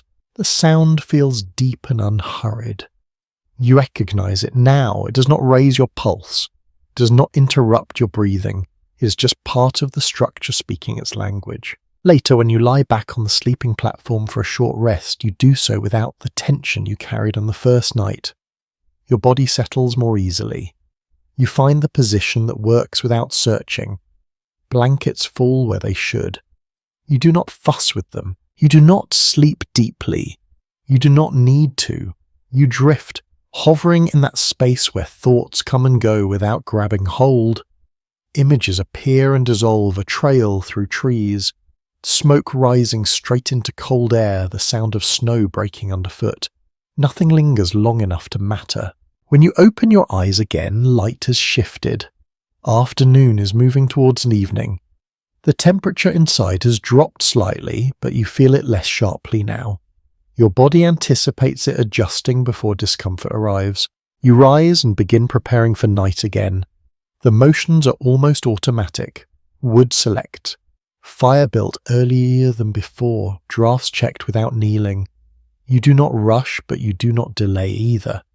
Timing feels intuitive now. There is a moment as darkness starts to thicken at the edges of the cabin, when you realize something quietly important.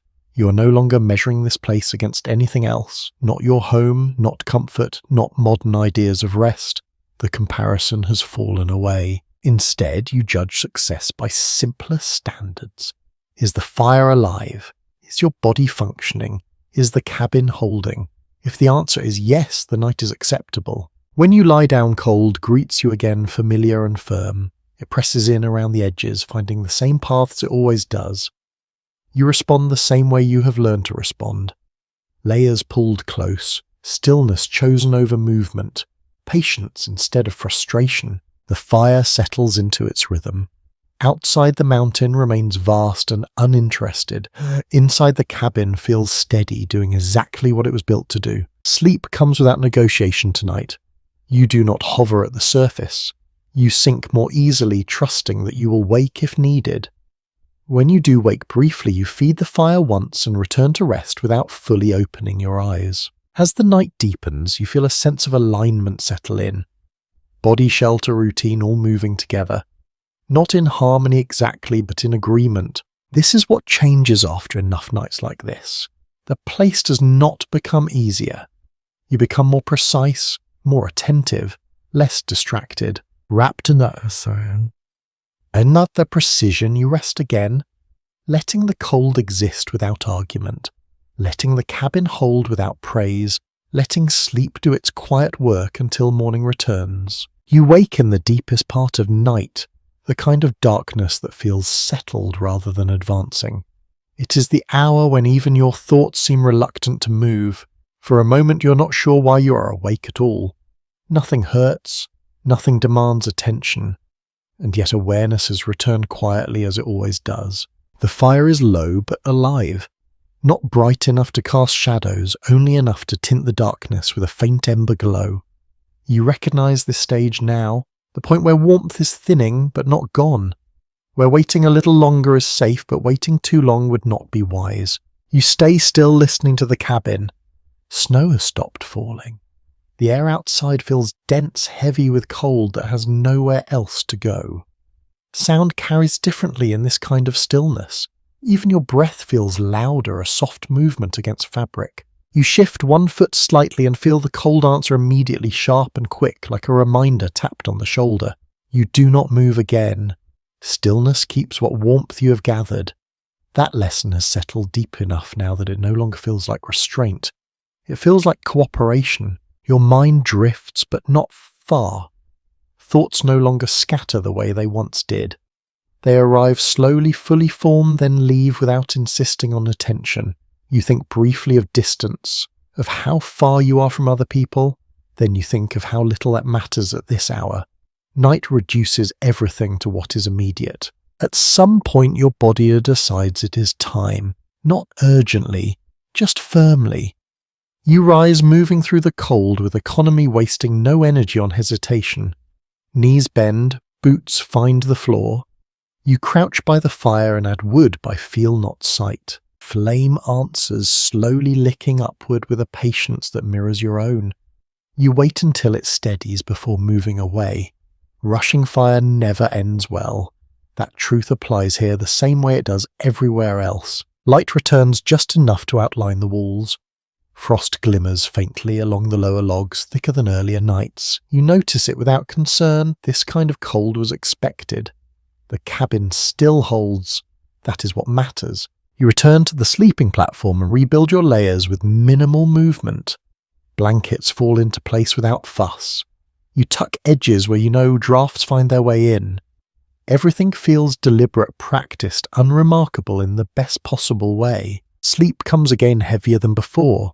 You do not dream much. Or if you do, the dreams do not linger. They dissolve as soon as you surface, leaving behind only a sense of having rested. When you wake again, it is to sound, not a sharp noise, just the quiet crack of wood contracting as temperatures drop further. The sound travels through the cabin, deep and slow like a sigh. You recognize it immediately. It does not raise alarm, it simply informs. You think briefly about how earlier nights magnified every sound, turning each one into a question. Now sounds feel like statements instead. This is what is happening. This is normal. This is expected. You lie there and let that knowledge settle.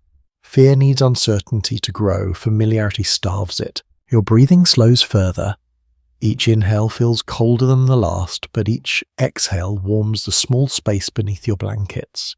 The exchange feels balanced. Cold comes in. Warmth goes out. Nothing is wasted. Outside the mountain holds perfectly still, no wind, no movement. The kind of quiet that feels deliberate rather than empty. You imagine snowfields stretched under starlight, untouched and immense. Then the image fades, replaced by the simple awareness of the cabin around you. You wake once more before morning, sensing the shift before light appears. The cold has reached its deepest point. The fire has thinned again. Your body responds without complaint. You rise, feed the fire, wait for warmth to return. Light creeps back into the space slowly. Not enough to see details yet, but enough to soften edges. The darkest part of night has passed. You sit for a moment, letting the firework feeling warmth return to your hands and face. There is no rush to lie back down. This quiet pause feels earned. The cabin holds. The night is nearly done. You think about how many times you have woken like this now, how each waking feels less disruptive than the last. Sleep here is not a single state. It is a series of agreements between rest and awareness. Eventually you return to the sleeping platform and lie down again. The blankets feel heavier now, warmer shaped to you. You settle without thought. Morning waits beyond the walls, cold and pale and real, but it does not concern you yet. Night still owns these last moments. You close your eyes and let rest return one more time, calm and unforced, trusting the rhythm that has carried you through every hour so far. You wake with the feeling that your body has crossed some quiet threshold, not rested in a way you would recognize elsewhere, but balanced. The kind of balance that comes from repetition rather than comfort. You lie still for a moment, noticing how your breathing settles without effort, how your muscles no longer argue with the cold in the same way. The fire has reduced itself to a soft glow again, steady and patient. It no longer feels like something you must constantly guard. It feels like part of the room, as fixed as the walls gee. You can sense its condition without turning your head. That awareness has become instinct. You shift your weight slightly and feel the sleeping platform respond in a familiar way. The wood presses back firm but predictable. There is no searching for the right position anymore. Your body knows where to settle. Blankets and hide fall into place with minimal adjustments, sealing warmth in where it belongs. Cold presses along the edges as it always does, finding the same paths night after night. Along the floor, near the lower logs, around your shoulders if you leave them exposed too long. You respond without thinking, tucking, drawing in, choosing stillness. These actions no longer feel reactive. They feel automatic. Your breath fogs faintly in the dim light. You watch it rise and fade, each exhale marking time, in a way that feels more honest than hours or minutes. Breathing has become something you notice here, not just something that happens. Outside the mountain is quiet again, not the heavy quiet of deep snow, but the settled quiet of cold that has stopped changing for the moment. Sound would travel far if there were any to carry.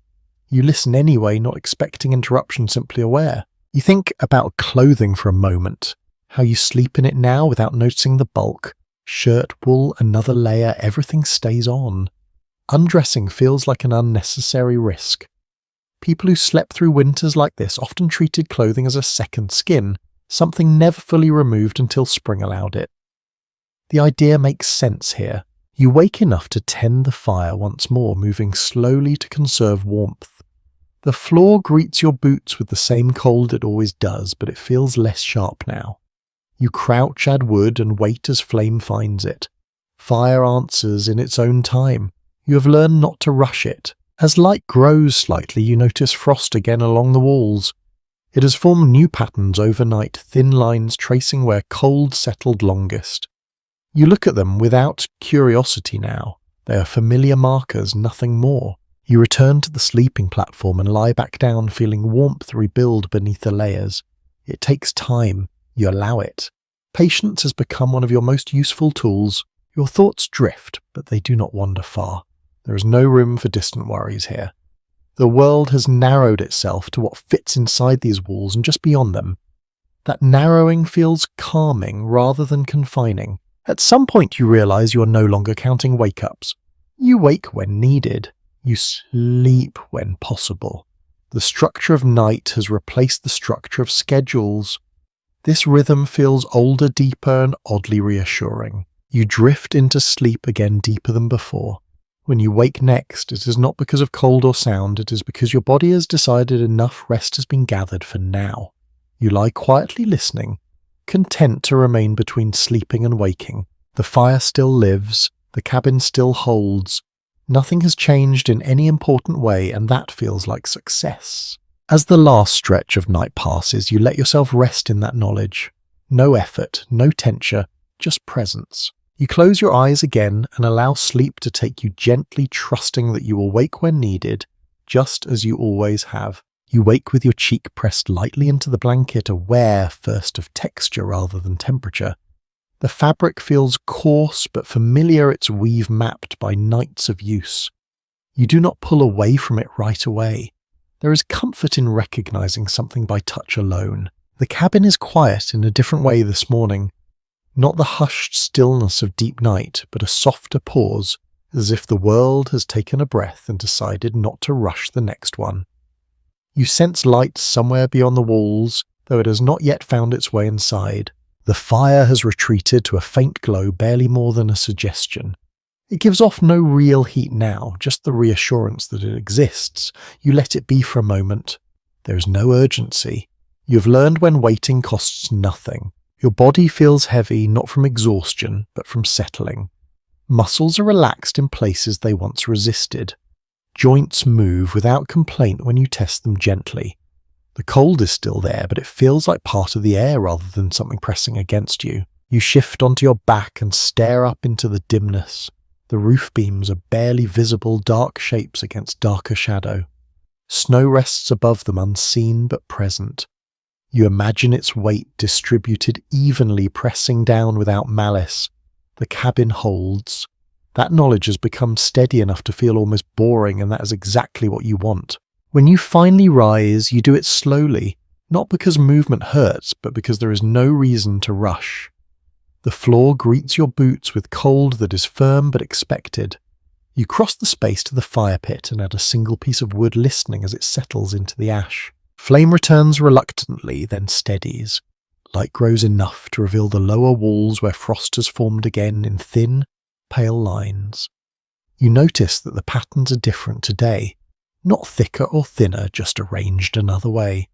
The cold leaves its own handwriting each night. You stand near the fire and warm your hands, rotating them without thinking. This movement has become automatic, like stretching after waking.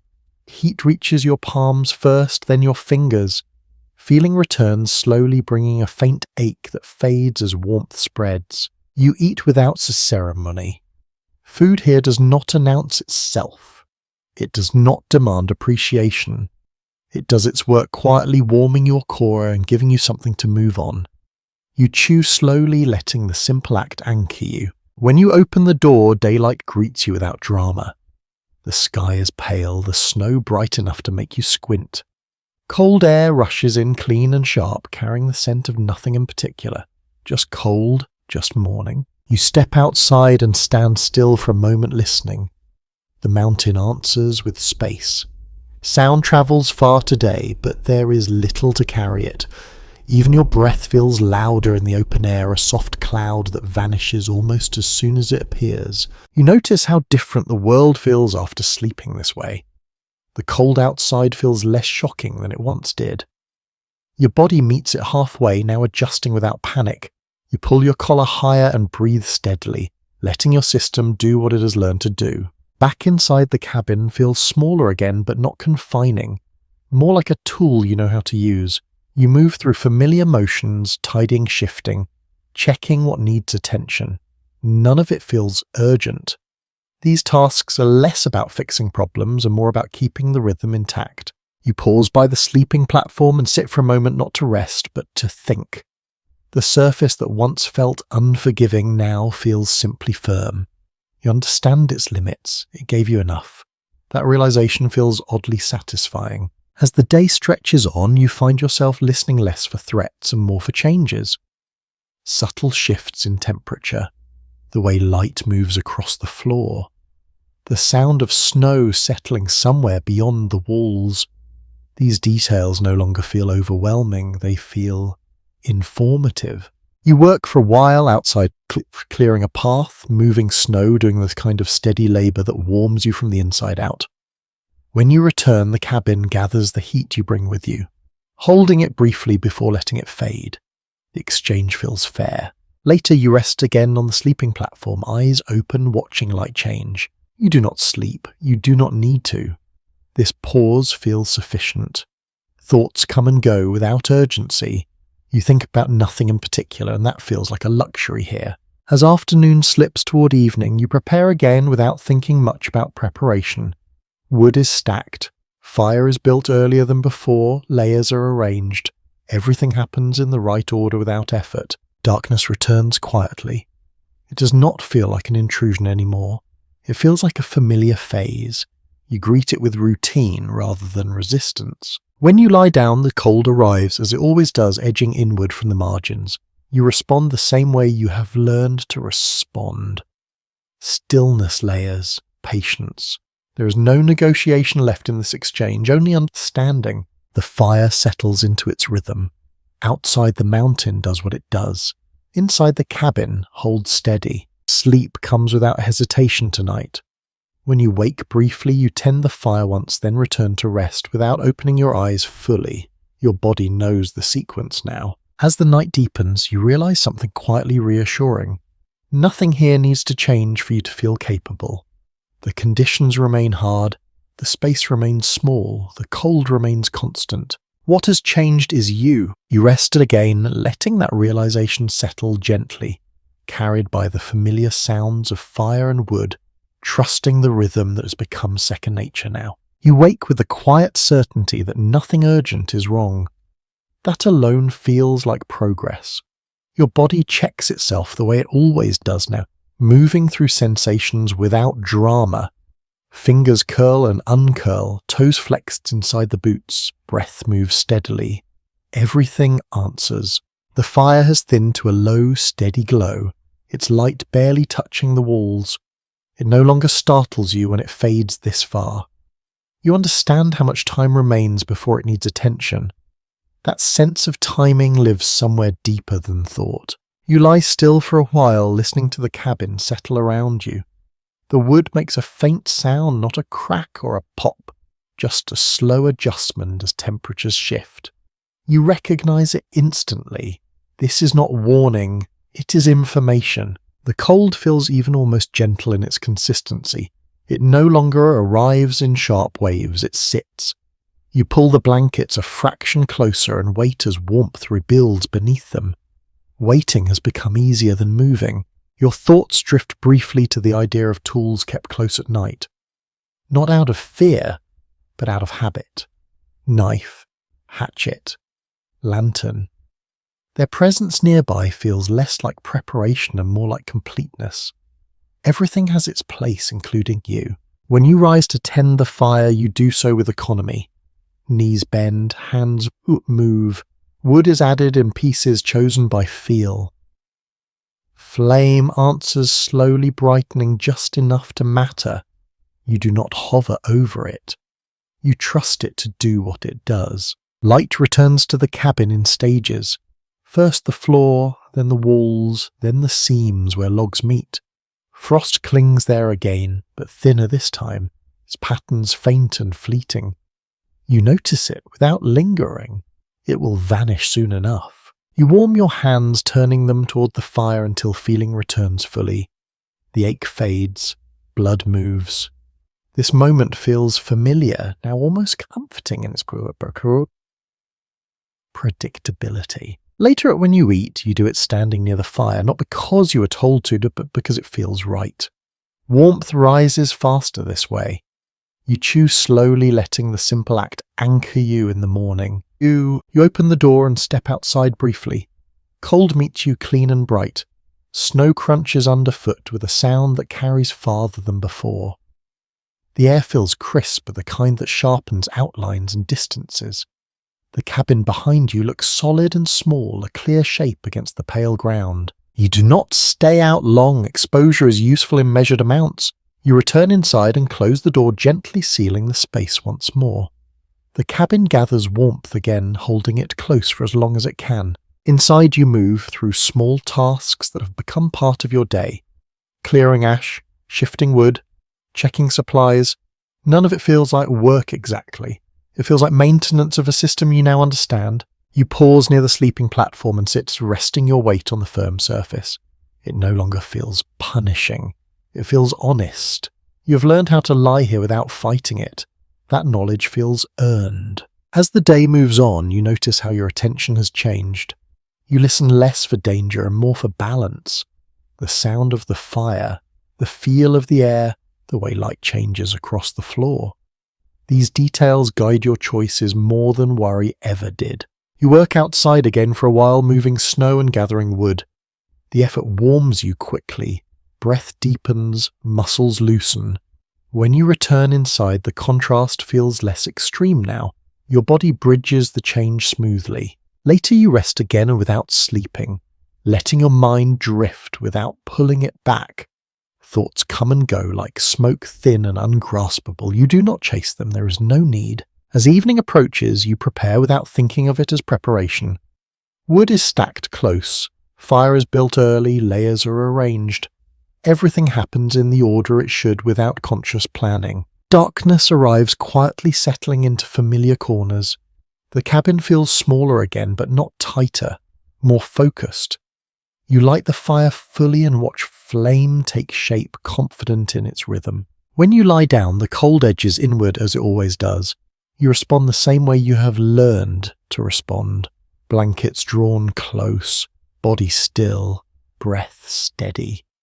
The exchange feels almost formal now, like a practiced agreement. You wake once during the night, tend the fire and return to rest without fully surfacing.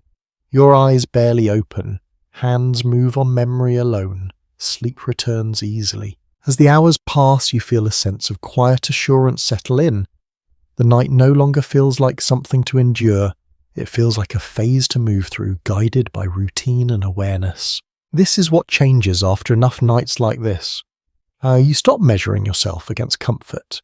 You stop resisting conditions that will not bend. You learn to work with what is offered. Wrapped in that understanding, you rest again, letting the fire breathe and the cabin hold, trusting the rhythm that has proven itself night after night. You wake with the sense that the night has already given you what it intends to give. Not warmth, not comfort, just enough rest to continue. That realization settles before you even open your eyes. Your body feels steady, aligned with the rhythm it has learned. The fire glows quietly, its light so low it barely colours the dark.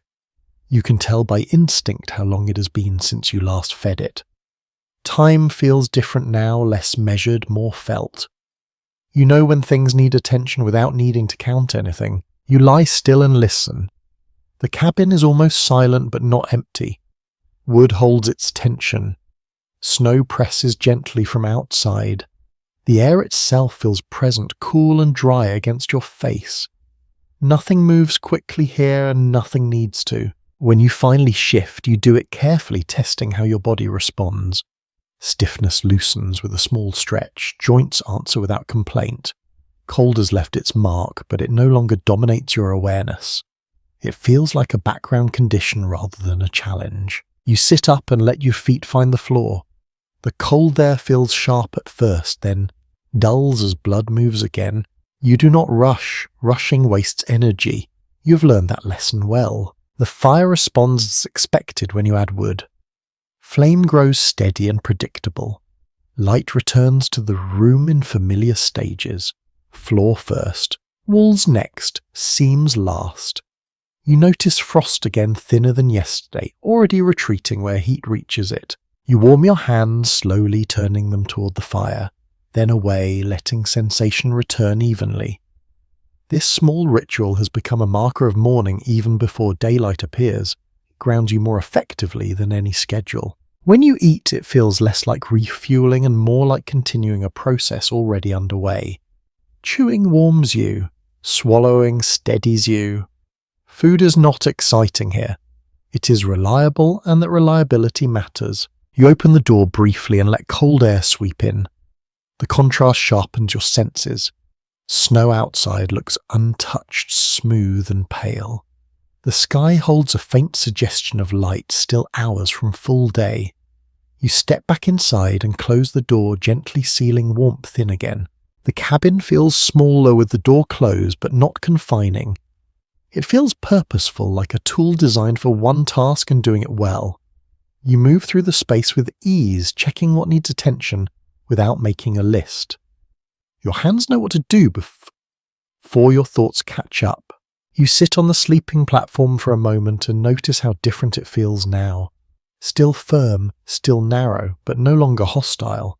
Your body has learned its shape. You know how to rest here without fighting it. That knowledge feels quietly satisfying. As light grows later in the morning, you move outside to work. Snow crunches underfoot. Cold air fills your lungs clean and sharp. Movement warms you quickly. Muscles loosen. Breath deepens. The mountain feels large but readable.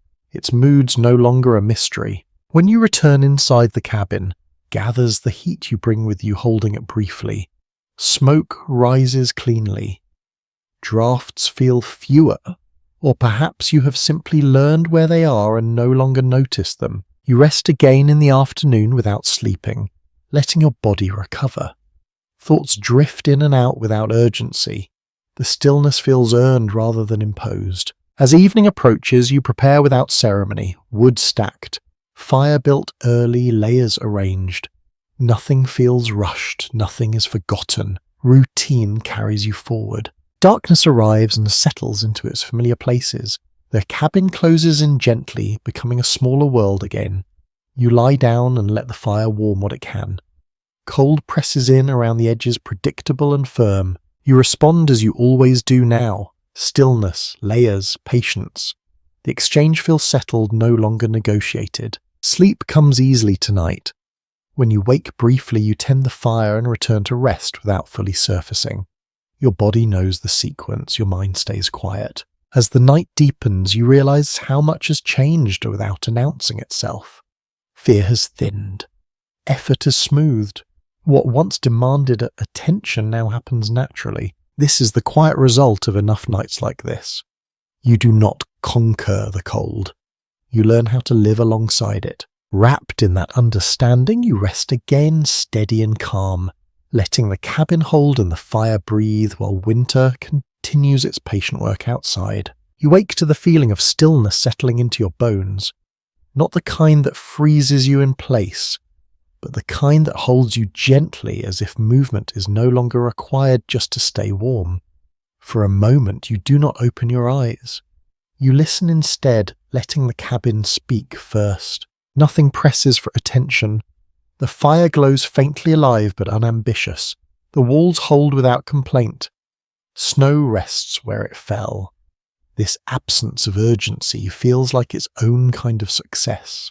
You breathe slowly and notice how little effort it takes now. Cold still lives in the air, but your body meets it without tension. Breath moves in and out evenly, warming the small space beneath the blankets. You're no longer guarding against the night, you are sharing it. When you shift, the blankets respond as expected, sliding and settling without surprise. You know where drafts tend to form and where warmth gathers naturally. Your body adjusts before discomfort arrives. These corrections feel almost invisible, guided by habit rather than thought. The fire does not call for you yet. You recognize that instinctively. There is time. You lie still a while longer, letting rest deepen without fully sleeping. This in-between state feels familiar now, like standing in a doorway you've crossed many times before. Eventually you rise, not because the cold demands it, but because movement feels appropriate. Your feet meet the floor and the cold greets them briefly, then recedes as blood flows again. You move without hurry, conserving energy without consciously trying to. The fire responds when you feed it, flame rising calmly instead of flaring. You have learned what it prefers. Too much wood smothers it, too little wastes effort. The balance feels obvious now, the way balance often does once learned. Light returns to the cabin, gradually revealing surfaces without drama. The frost along the lower logs appears thinner today, already softening where warmth reaches it. You notice, then move on. These details no longer invite commentary. They simply exist. You warm your hands and feel sensation return fully. There is a faint ache, then relief, This transition has become a marker of morning more reliable than light itself. You welcome it without lingering. Eating feels steady and uncomplicated. Food no longer surprises your appetite. Your body knows when it will arrive and what it will provide. You chew slowly, feeling warmth spread inward. There is comfort in that predictability, even if the food itself offers little pleasure. When you step outside, the cold meets you cleanly. It feels honest, not aggressive. Snow holds your weight without giving way. The sound beneath your boots is firm and clear, telling you what kind of day this will be.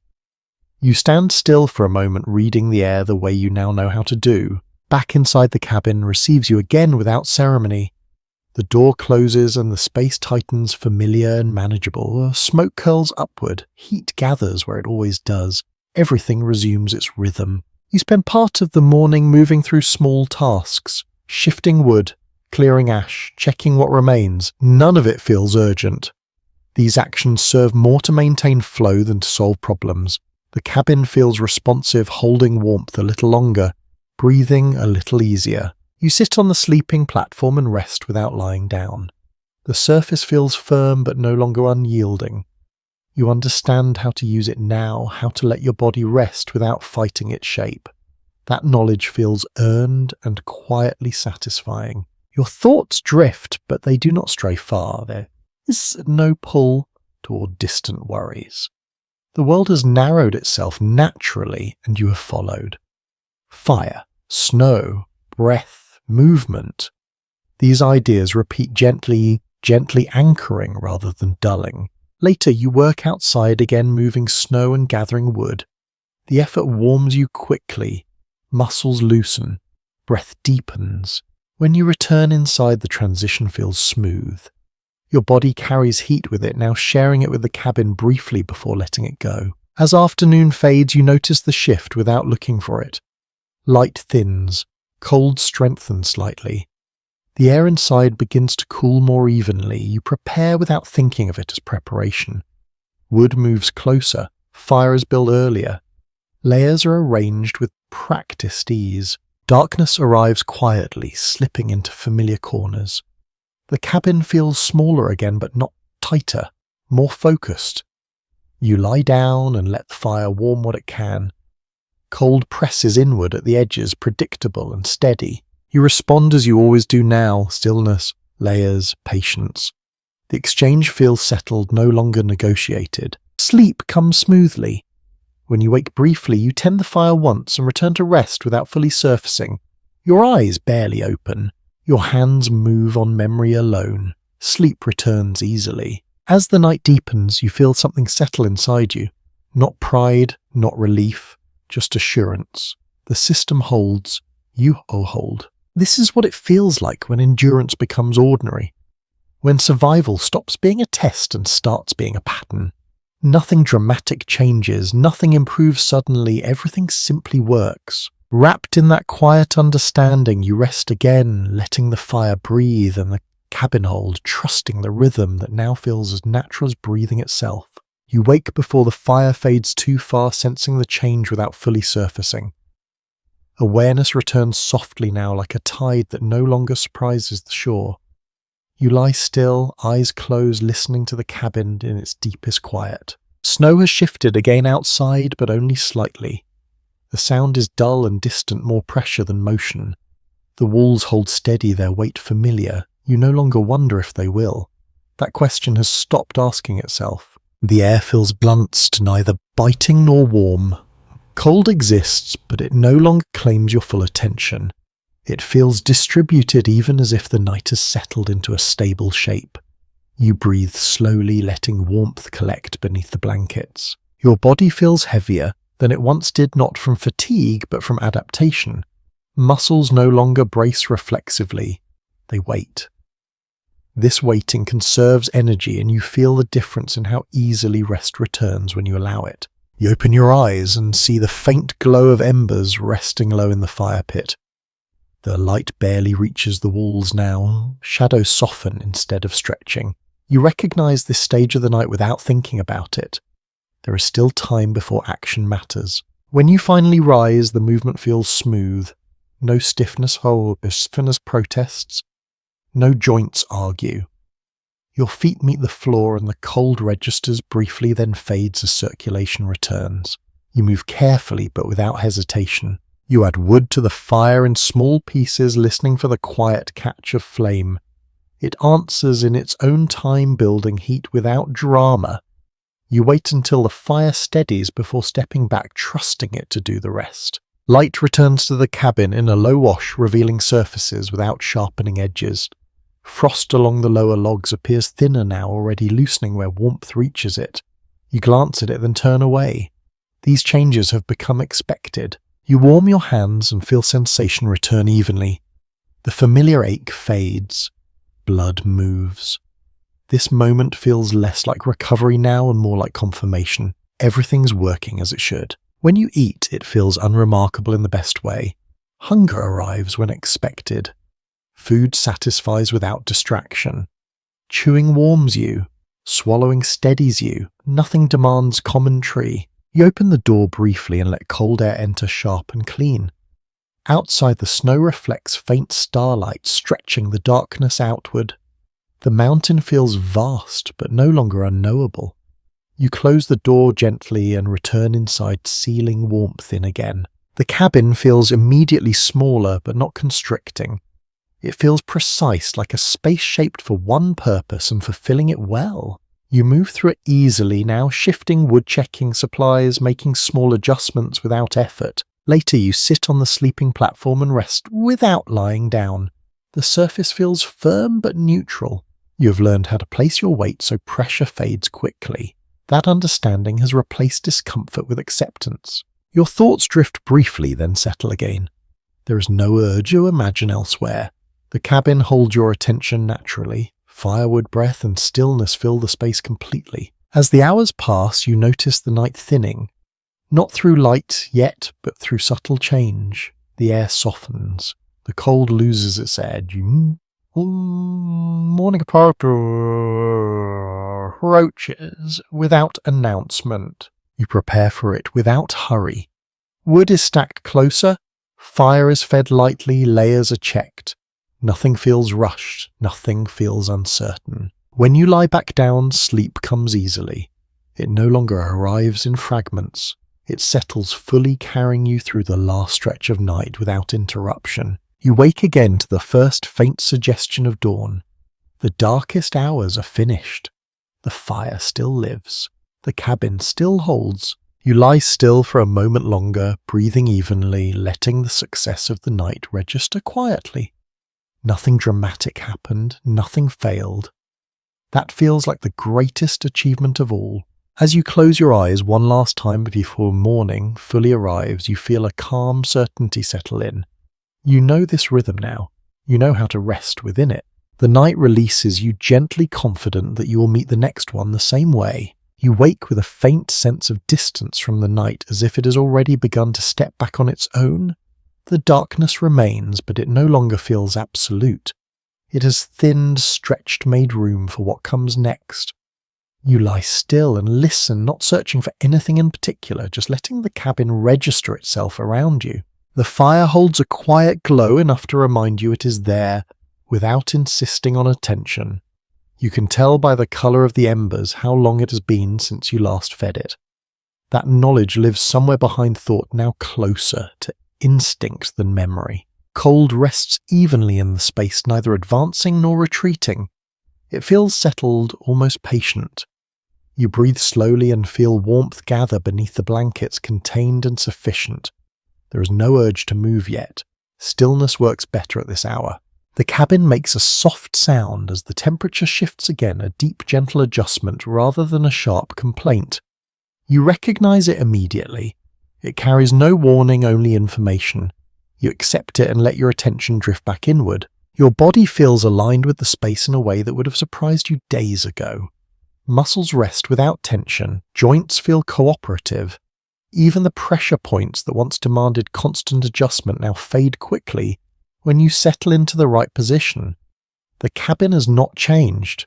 You have. You open your eyes briefly and study the dim outline of the walls. The seams between logs are visible now, not because of light, but because you know where to look. Frost traces faint lines along the lower edges thinner than before. It will be gone soon enough. When you rise, you do it without hesitation. Feet meet the floor and cold registers briefly, then recedes as circulation returns. You move with economy-conserving warmth without consciously trying to. The fire receives its next piece of wood and answers with a slow, steady flame. Light grows gradually, revealing surfaces without drama. The sleeping platform, the wall near the door, the fire pit ringed with stone.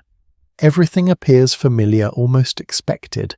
You warm your hands and feel sensation return evenly, the familiar ache fading as blood moves again. Eating feels like part of the same quiet routine. Food arrives when it should. It satisfies without demanding attention. You chew slowly, feeling warmth spread inward, grounding you further in the moment. You open the door briefly and let the outside air touch your face. Cold meets you clean and sharp. Snow reflects what little light there is, making the world feel wider than it did at night. You stand still for a breath or two, reading the air without thinking about it. Back inside the cabin gathers warmth, again holding it close. Smoke curls upward. Heat settles low. Everything resumes its rhythm without effort. You move through small tasks that no longer feel like chores. Shifting wood, clearing ash, checking what remains. These actions feel like maintaining balance rather than solving problems. You sit on the sleeping platform and rest, without lying down. The surface feels firm but familiar. You know how to place your weight now, so pressure fades quickly. That knowledge has changed the experience entirely. Your thoughts drift briefly, then settle. There is no urge to imagine elsewhere. The world outside these walls feels distant and abstract. The cabin holds your attention fully, not through confinement but through clarity. Later you work outside again, moving snow and gathering wood. The effort warms you quickly. Muscles loosen, breath deepens. When you return inside, the transition feels smooth, almost seamless. Your body carries heat with it, now sharing it with the cabin before letting it fade. As the day moves toward evening, you notice the shift without looking for it. Light thins, cold strengthens slightly. The air inside cools more evenly. You prepare without thinking of it as preparation. Wood is stacked closer. Fire is built earlier.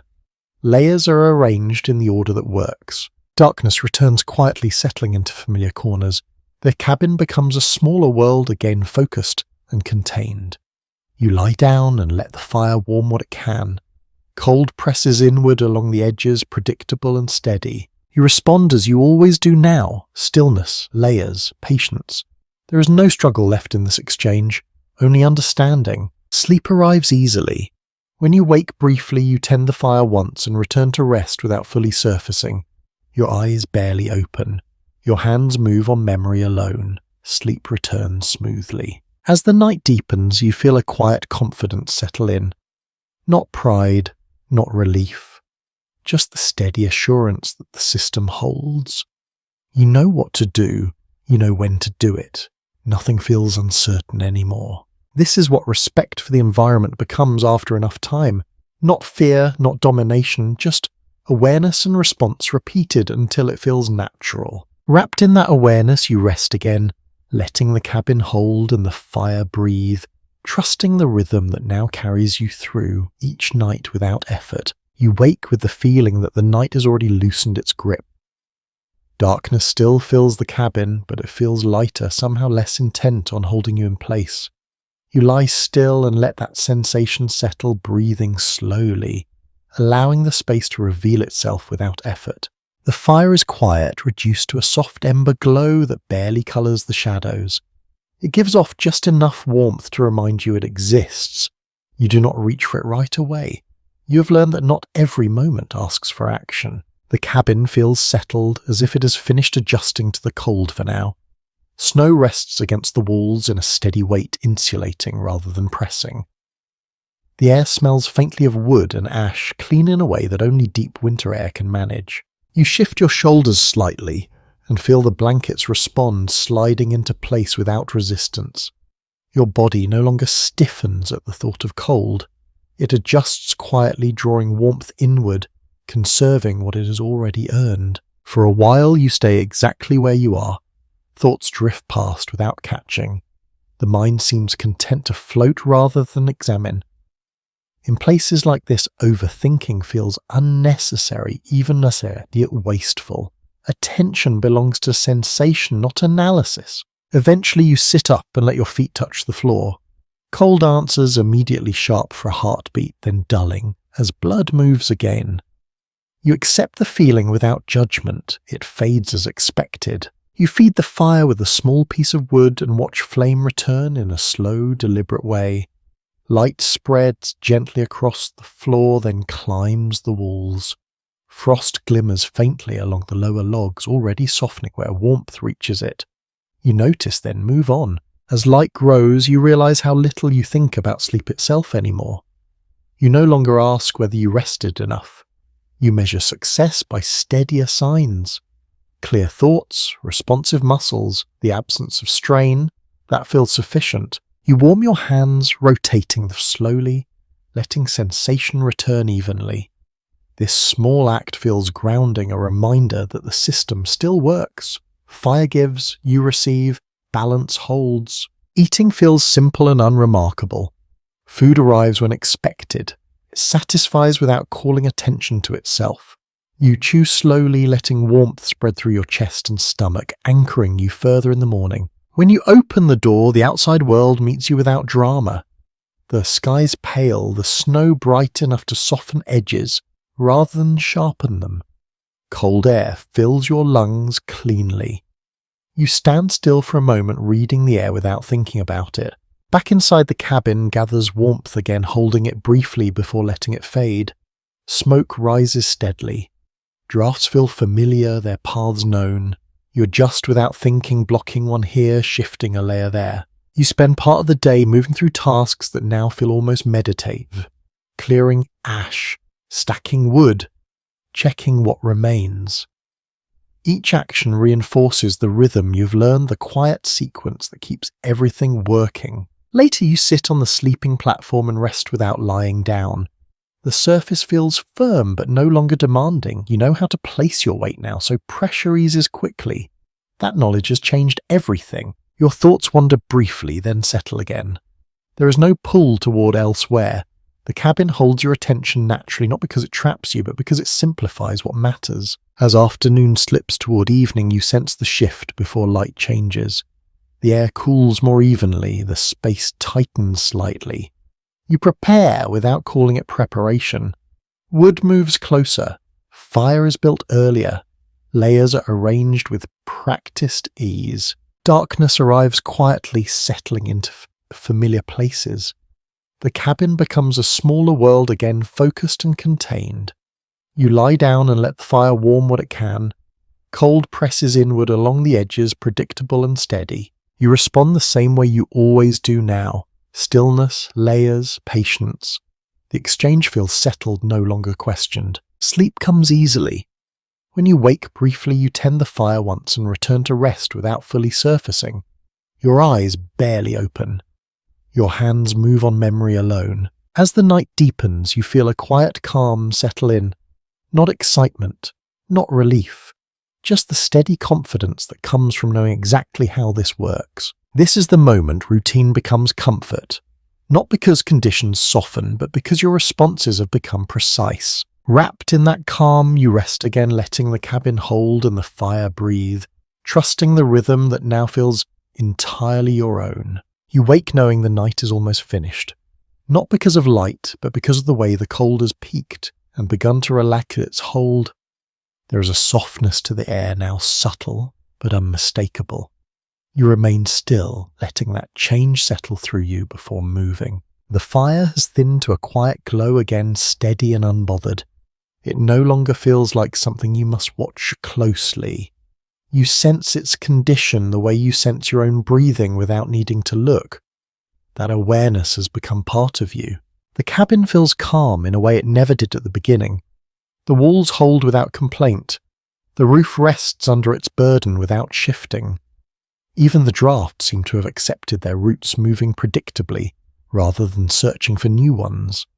Nothing surprises you any more. You lie there for a while, noticing how your body feels. Not warm exactly, but balanced. Muscles are loose, breath is slow, the small aches that once demanded attention have faded into the background. Your body has learned how to exist in this space without fighting it. When you move, it is unhurried. Feet touch the floor and cold greets them briefly, then recedes. You feed the fire with a practiced hand, choosing wood without thought. Flame rises calmly as if expecting you. Light returns in stages, gentle and gradual. The floor appears first, then the walls, then the seams between logs. Frost clings faintly in places that never quite warm, but it looks fragile now, already retreating. You notice and let it be. You warm your hands, turning them slowly, feeling sensation return evenly. There is no rush. This moment has become a familiar pause between night and day, one you have learned to appreciate without lingering. Eating feels almost ceremonial now, not because the food has changed, but because your relationship to it has. It arrives when expected. It does what it's meant to do. You chew slowly, feeling warmth settle deep inside, grounding you. You open the door and step outside for a few breaths. The cold feels cleaner than before, less biting. Snow reflects the early light, smoothing the world into quiet shapes. You stand still and listen. The mountain answers with space rather than sound. Back inside the cabin gathers warmth again, holding it briefly. Smoke rises steadily. The air feels stable. You move through the space, easily adjusting small things without needing to think about them. Everything has found its place. You sit on the sleeping platform for a moment and look around. The surface that once felt harsh now feels neutral. It gave you what you needed. No more, no less. That feels fair. As the day grows clearer, you realize this night was different. Not easier because the cold softened, but because nothing needed your full attention. The system worked without constant correction.